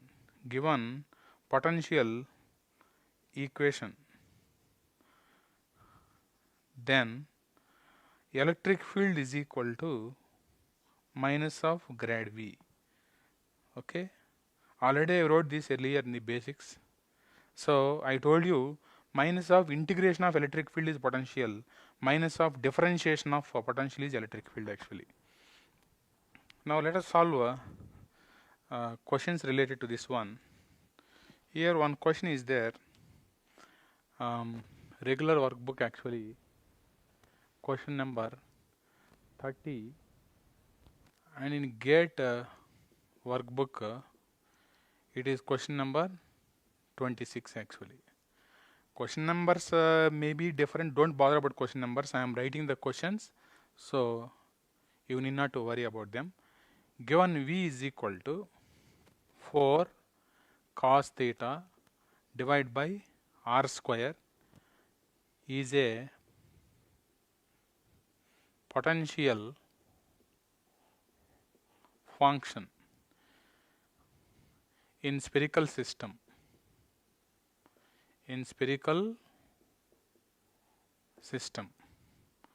Find E bar at 2 comma pi by 4 comma pi. Now how you solve this one? Given V here, then you need electric field equation. E is equal to minus grad V. So in which coordinate system we have to write, dear students? Spherical system. So that is dou V by dou R AR 1 by R dou V by dou theta A theta. So 1 by R sin theta dou V by dou pi A pi. If you see here theta and R components are present, so only these two are required, this is not required. Anyway, E bar is equal to partial differentiation of this one with respect to R. That means 4 cos theta comes out, then d by dr of r power minus 2, differentiation of r power minus 2 is nothing but minus 2 r power minus 3 AR cap plus 1 by r. Here differentiate with respect to theta. Other terms 4 by r square is constant. So d by d theta of cos theta is actually minus sin theta a theta, and this one is 0 actually. This is 0. Okay. Now electric field equation is equal to, this is 8 by r cube into cos theta a r cap. Next, minus minus gone, 4 by r cube sin theta a theta. Okay. So this is the electric field equation. You have to find that value, electric field value at 2 pi by 4 pi. So now you get 8, r value is 2, so 2 cube. Then cos of theta is actually, this is r theta pi. Theta is pi by 4, that means 45 it is. So 4 divided by r cube actually. Okay. So that is 2 cube, and sine, this is also theta actually, pi by 4, and this is a theta cap. Now that is equal to cos pi by 4 1 by root 2, this is also 1 by root 2. So here you get 1 by root 2 ar. So 1 by root 2 ar, and this is 1 by 2 root 2 a theta you get. Okay. So if you want, you can pull out the 1 by 2 root 2. So 1 by 2 root 2 if you pull out, then here 2 ar plus a theta. Okay. 2 ar a theta. This is the answer actually, right? And one more question related to the divergence of d is equal to rho v. I told you, given d bar equation, you can find rho v. Here this question number, actually these questions are not there in GATE workbook, but no problem, I am writing the question here. So in regular workbook, question number 53, so question is, given d bar is equal to z rho cos square pi a z cap coulomb per meter square, and find charge density, at point 1 comma pi by 4 comma 3. Okay. Now rho v is equal to divergence of d bar. Actually you are seeing rho pi z, one angle is there, means it is cylindrical, and that means this is d bar is equal to, this is dz az. So divergence of d, and the formula, what is the divergence of d in cylindrical system? So in cylindrical system, that is 1 by rho, dou by dou rho, rho into d rho, that means rho component. So 1 by rho dou d pi divided by dou pi, dou dz divided by dou z. So now you get, this is 0, this is 0. So dou by dou z of only z component is given, z rho cos square pi. Now partial differentiate with z means only z is variable. So rho cos square pi, d by dz of z is 1 actually. Now you have to find that rho v at 1 comma pi by 4 comma 3 location. So here rho value is 1, cos of pi by 4 whole square, that is 1 by root 2 square is 1 by 2, so that is 0.5 coulomb per meter cube. So that is the answer. Now one more question is there, question number 54. So you have to repeat this, given d bar is equal to z rho cos square pi a rho cap coulomb per meter square and find charge density, that means actually given d bar now, then charge density is rho v only you get. So find charge density at same location 1 comma pi by 4 comma 3. Once again rho v is equal to divergence of d bar. That means rho v, divergence of d bar is 1 by rho dou by dou rho into d rho. But I am stopping here because here d bar is equal to, now this is actually beside arrow cap whatever is there, that is called rho component. Only rho component is given here and no need to write other components. So rho v is equal to 1 by rho dou by dou rho into d rho is z rho cos square pi, that is equal to 1 by rho. Here z cos square pi, d by d rho of rho square is 2 rho.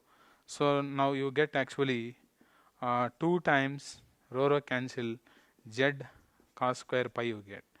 Now you substitute rho v, this location is 1 comma pi by 4 comma 3, 2, z value is 3, cos square pi by 4, okay. Now this is 1 by 2, you get 3 coulomb per meter cube. So this is the answer to that question. Now here you can find a potential question also, we will solve that later on.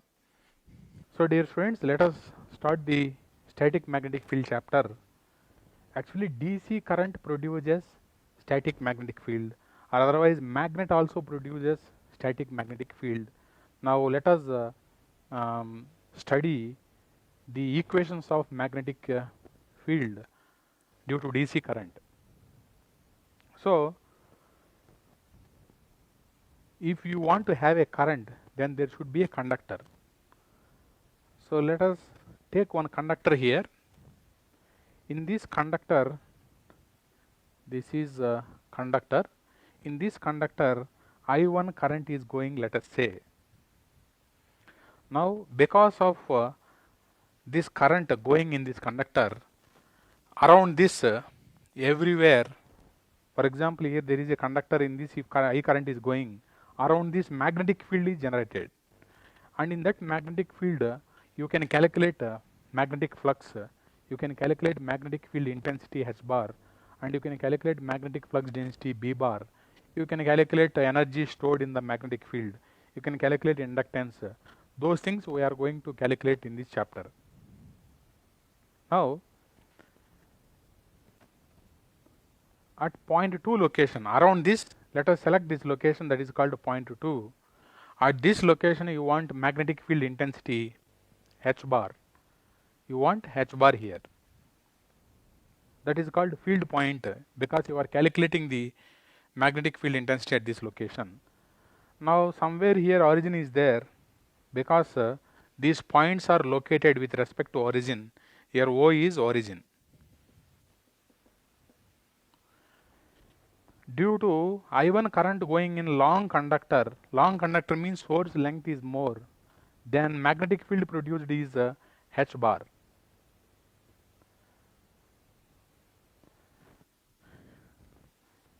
Due to the I1 current going in small length vector called dl bar, differential length vector, wherever you select this differential length vector, that is called as point 1 location.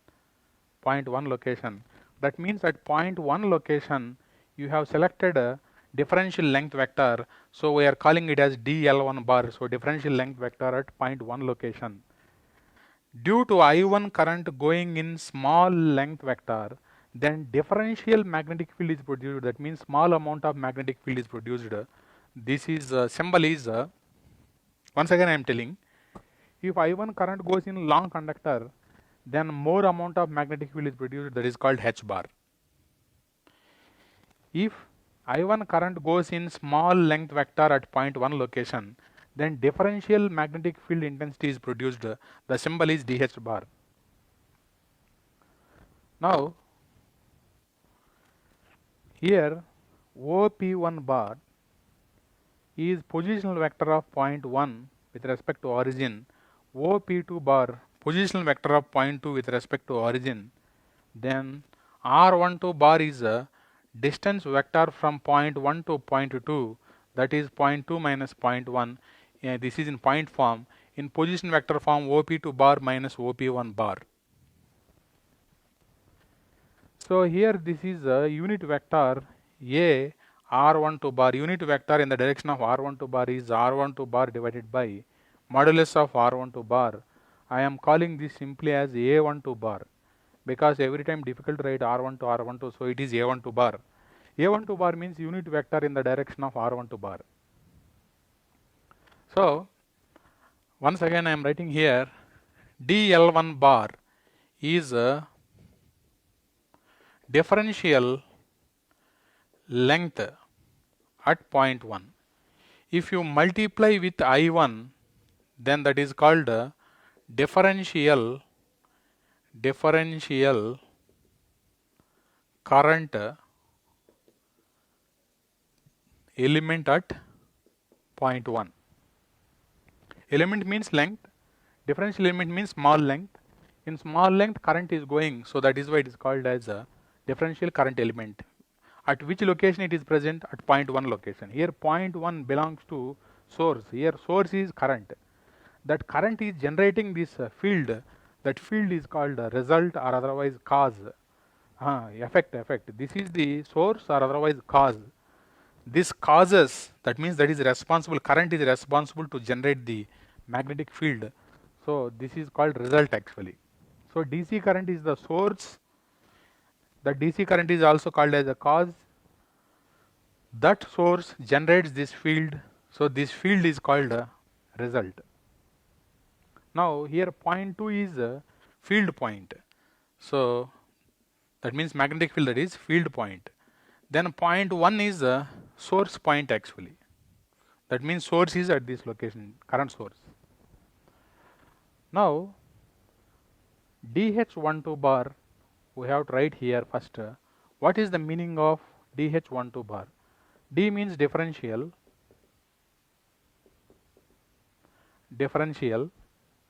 H means magnetic field intensity. Magnetic field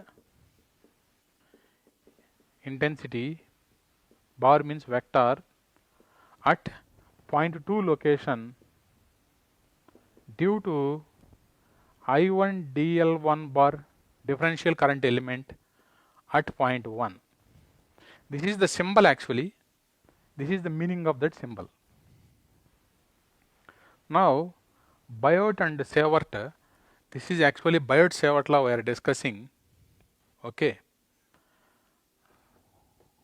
Biot-Seward law we are discussing. Okay, dear students.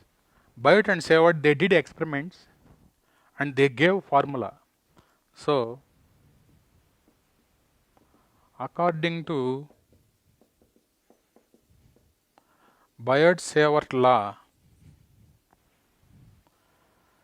DH12 bar, that means meaning is written here, is equal to, here what is the source which is generating this one? That source is I1 DL1 bar divided by, it is like similar to the Coulomb's force law only, 4 pi.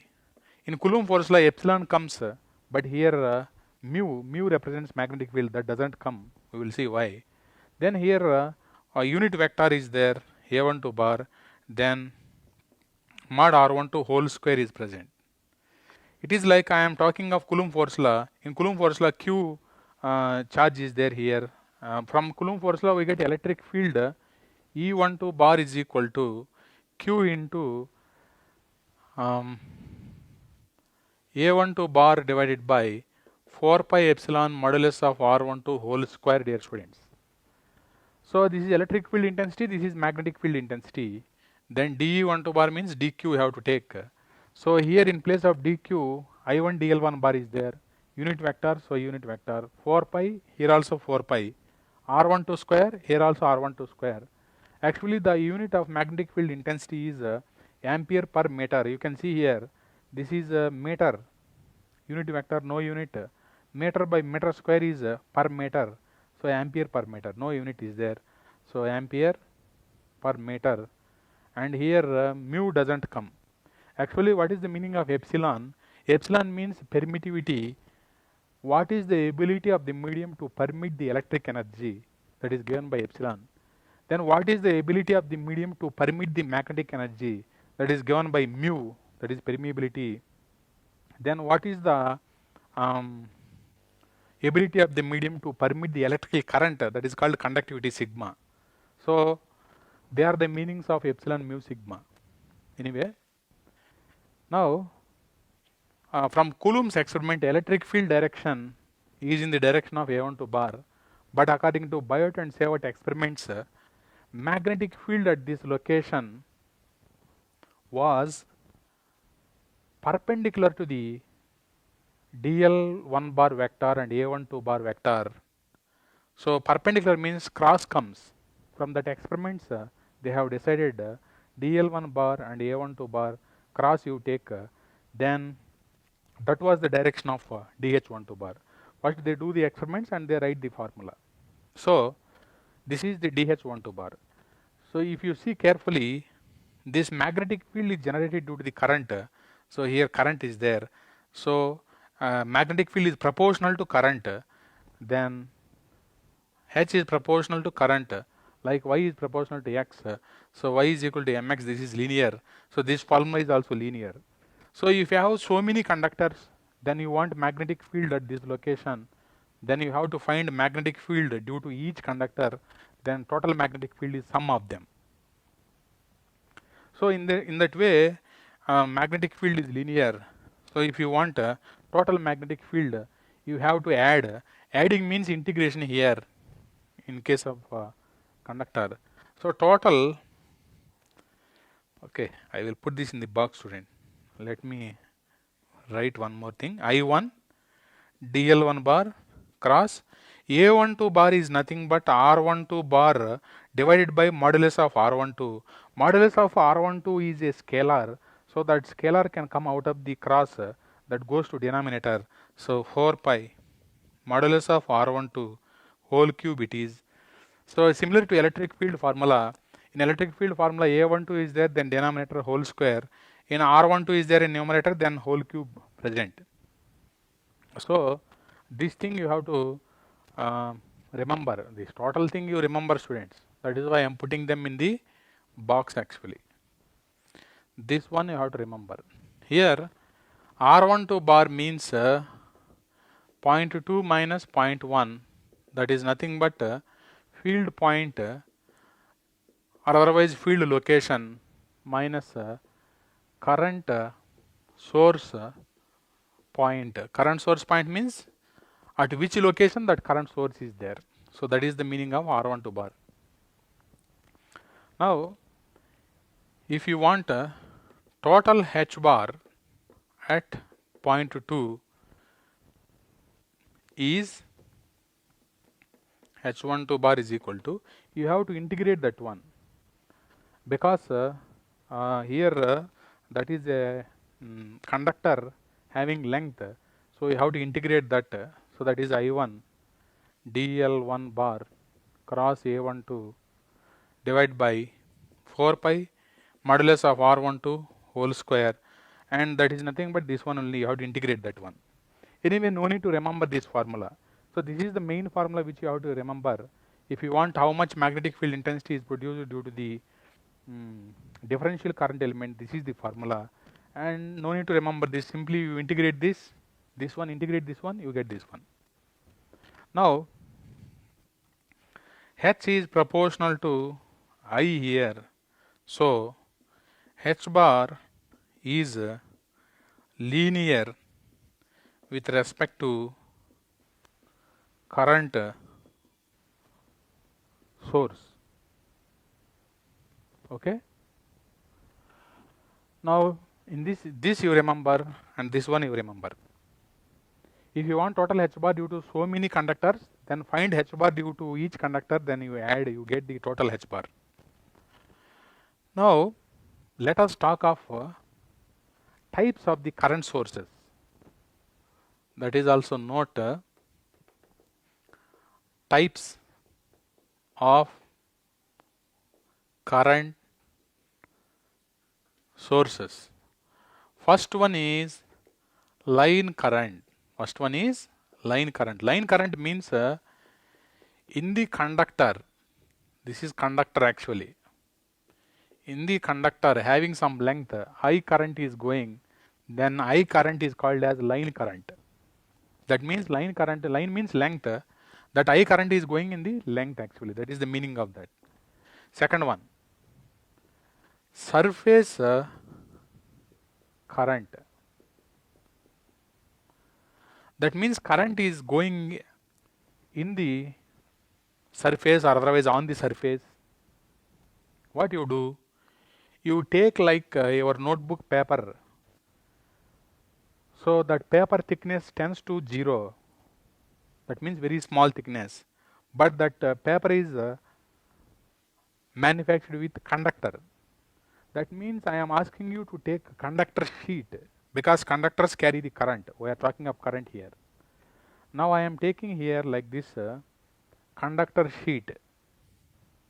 Just I am putting dots indicating that this is the conductor sheet or otherwise conductor surface. I am writing here, this is a conductor surface or otherwise conductor sheet. This is also called as conductor foil, F-O-I-L. Foil means F-O-I-L. Foil means surface, conductor surface or otherwise conductor sheet this is. Okay. Now, what is the thickness of this? Thickness tends to 0. Conductor thickness tends to 0. It has some height and it has some width also here. W width is there. Height H also is there. But thickness is tends to 0. I will show here. This is a wood material, but assume that this is a conductor. It has width W and it has width W here, and reduce the thickness tends to 0. That means very thin sheet is there. Then you put this like this, so the thickness tends to 0 and height is there and width also is there. Now what you do, you connect some battery here because we want to send some current on this surface. So that is why I am connecting the battery here. Let us say I current is going in this wire. Now when it goes here, that current spreads in the entire width. ये पूरा width में current spread हो जाता है. So then current goes in entire width. Then again here it goes in the wire like this. So now how much current is going here, total current on this sheet or otherwise on the surface in W width, how much current is going? I current is going. That means I current is crossing this width actually. So this I current is 90 degrees to this width. You see here this current is like this, for example, then width is like this, current is width is like this, and current is in this pen direction. Both are 90 degrees. So width is in this pen direction, current is in this direction, both are 90 degrees. 90 means perpendicular, otherwise crossing you say. Anyway, here one definition is given. How much current is going? I. That is crossing this width. If width is less, then in small width more current crosses, then current density will be more. If width is more, then in more width I current goes, then density will be less. That is why those researchers defined current density on the surface, that is called surface current density. The symbol is given K bar. So K bar is defined like this: current divided by cross means 90 degrees, cross sectional cross-sectional width. That means cross-sectional width means the width which is perpendicular to the current direction. That is the meaning of that cross-sectional width. A I cap, that means unit vector in current direction. So current unit is ampere. Now cross-sectional width means meter. So ampere per meter, that is. So this is the definition. For example, if you take this as a z-axis, if you take this as a z-axis, I am assuming it is a z-axis, then the definition of this is how much current is going I.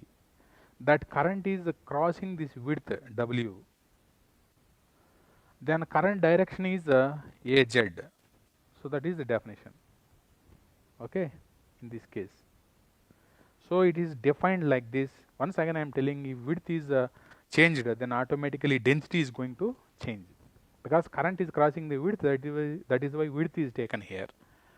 So here, what is K bar, student? Here K bar, actually per meter means density. Here current is there, so current density, that current is going on the surface, it is called as surface current density, and ampere per meter. In some books that is they write that as a J bar suffix S. Sorry, S means surface current density. So here, students,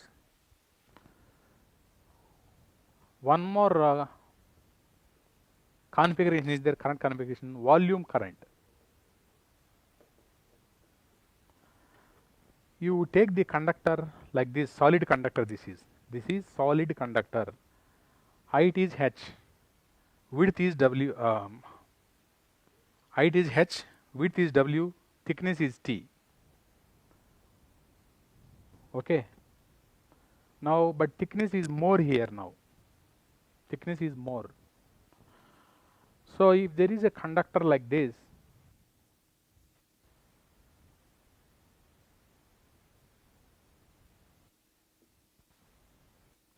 okay,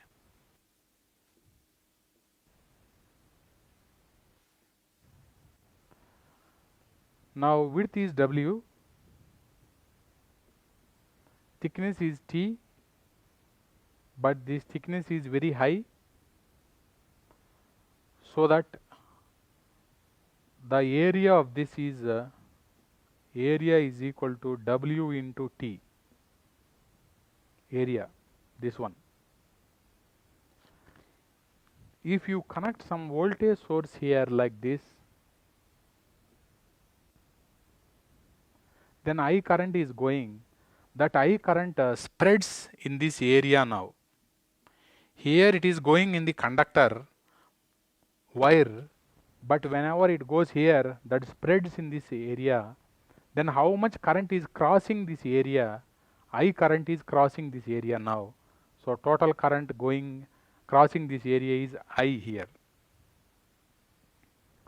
Now here current density J bar is defined. Now current is going inside the thick conductor.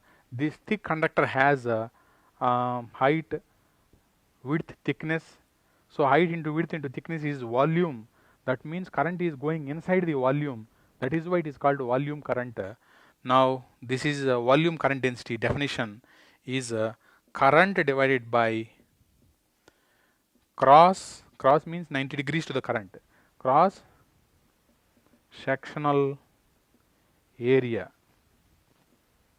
multiplied with unit vector in current direction. So this is ampere per meter square. Now in this case, for example, if I take this as a z axis, now how much current is going here? I. Then what is the area? So W into T. Then current direction is AZ. So ampere per meter square. So here AI cap means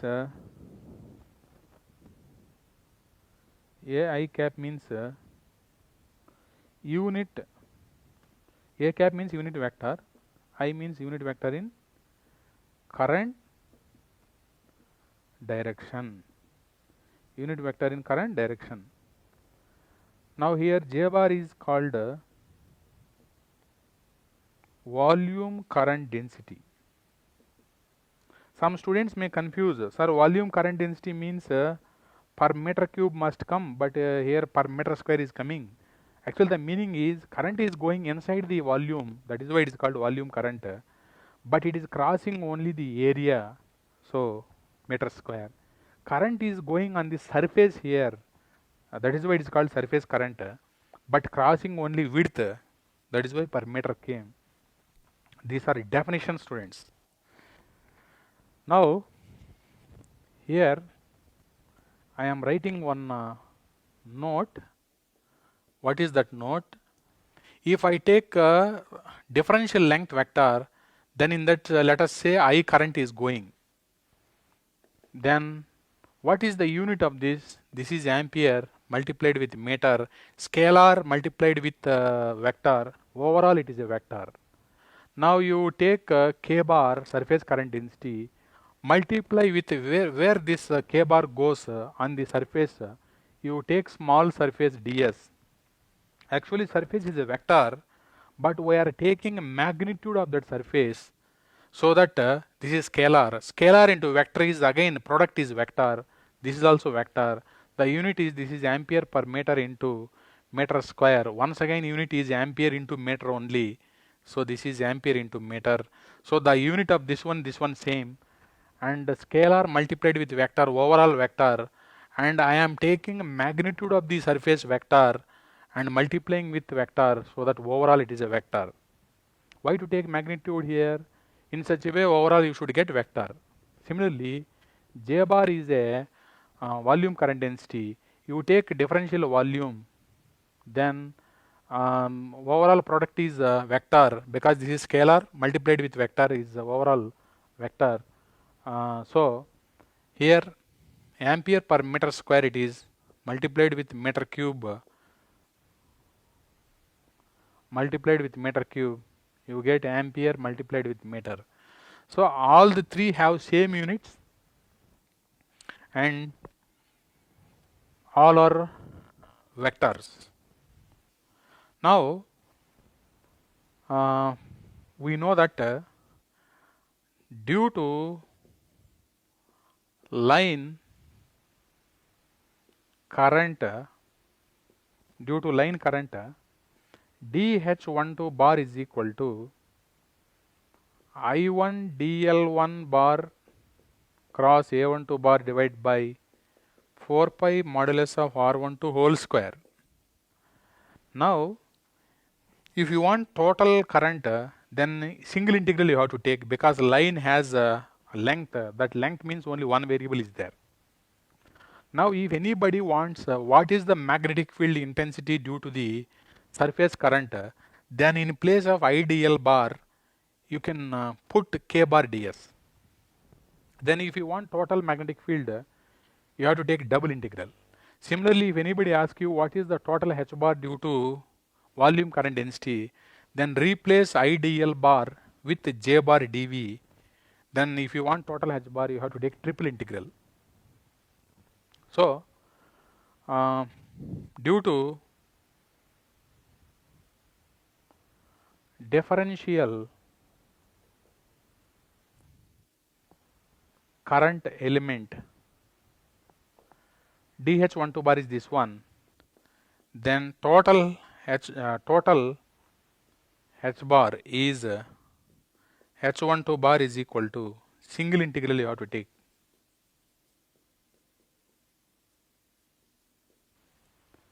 4 pi modulus of R12 whole square. Okay, and I am writing here.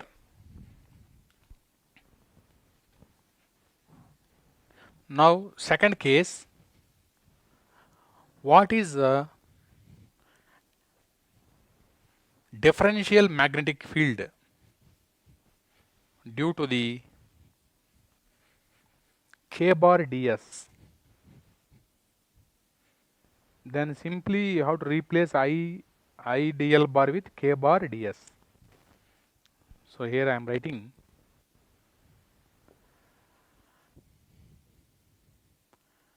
dH12 bar due to K1 bar ds1, suffix 1 indicates they are at point 1 location, due to K1 ds1 at point 1 is dH12 bar is equal to K1 bar ds1 cross A12 divided by 4 pi modulus of R12 whole square. Here K1 bar ds1 is at point 1 location. You want magnetic field intensity at point 2 location. Then total H bar at point 2 location is H12 bar is equal to double integral you have to take. So K1 bar ds1 cross A12 divided by 4 pi modulus of R12 whole square. Fourth one, if you want I will show the diagram here. Let us say this is the surface. I have selected here at point 1 location I have selected a ds1. Then here how much density is there, K1 bar density is there. Now at point 2 location you want dH12 bar, okay, at point 2 location. Then this is point 1 location. Of course this is total very small, that is point 1 location. This is R12 bar. Now you want at point 2 location dH12 bar, and this is very big surface, and on that surface K1 bar current is going like this. Current density, surface current density is going like this. So now due to K1 bar surface current density going in ds1 surface area, then dH12 is this one. Then you want a total H bar, you have to take double integral.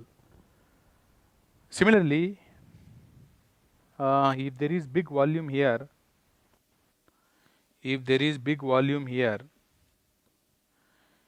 in this volume, total current density going is a J bar. I am taking it as a J1 bar. Now if I select a very small volume here called dV1 volume, at point 1 location I have taken, at point 1 location. Now what is the magnetic field intensity at point 2 location, that is dH12 bar is required. So this is R12 bar. So at point 1 location J1 bar dV1 current is there. I am writing here dH12 bar at point 2 due to J1 bar dV1 at point 1 is. That means you are finding H bar at point 2 here also. You are finding H bar at point 2. So that is nothing but dH12 bar is equal to, in place of I1 dL1 bar, we are putting J1 bar dV1 cross A12 divided by 4 pi modulus of R12 whole square. So total H bar at point 2 is you have to integrate how many integrals? Triple integral, because volume means triple integral, that is dV1 4 pi modulus of R12 whole square. If you put R12 bar then whole cube. Here also if you put R12 bar then whole cube. So these are the formulas based on the Biot-Savart law. Now we will solve one question, then you will understand, you get more clarity on these formulas. Okay.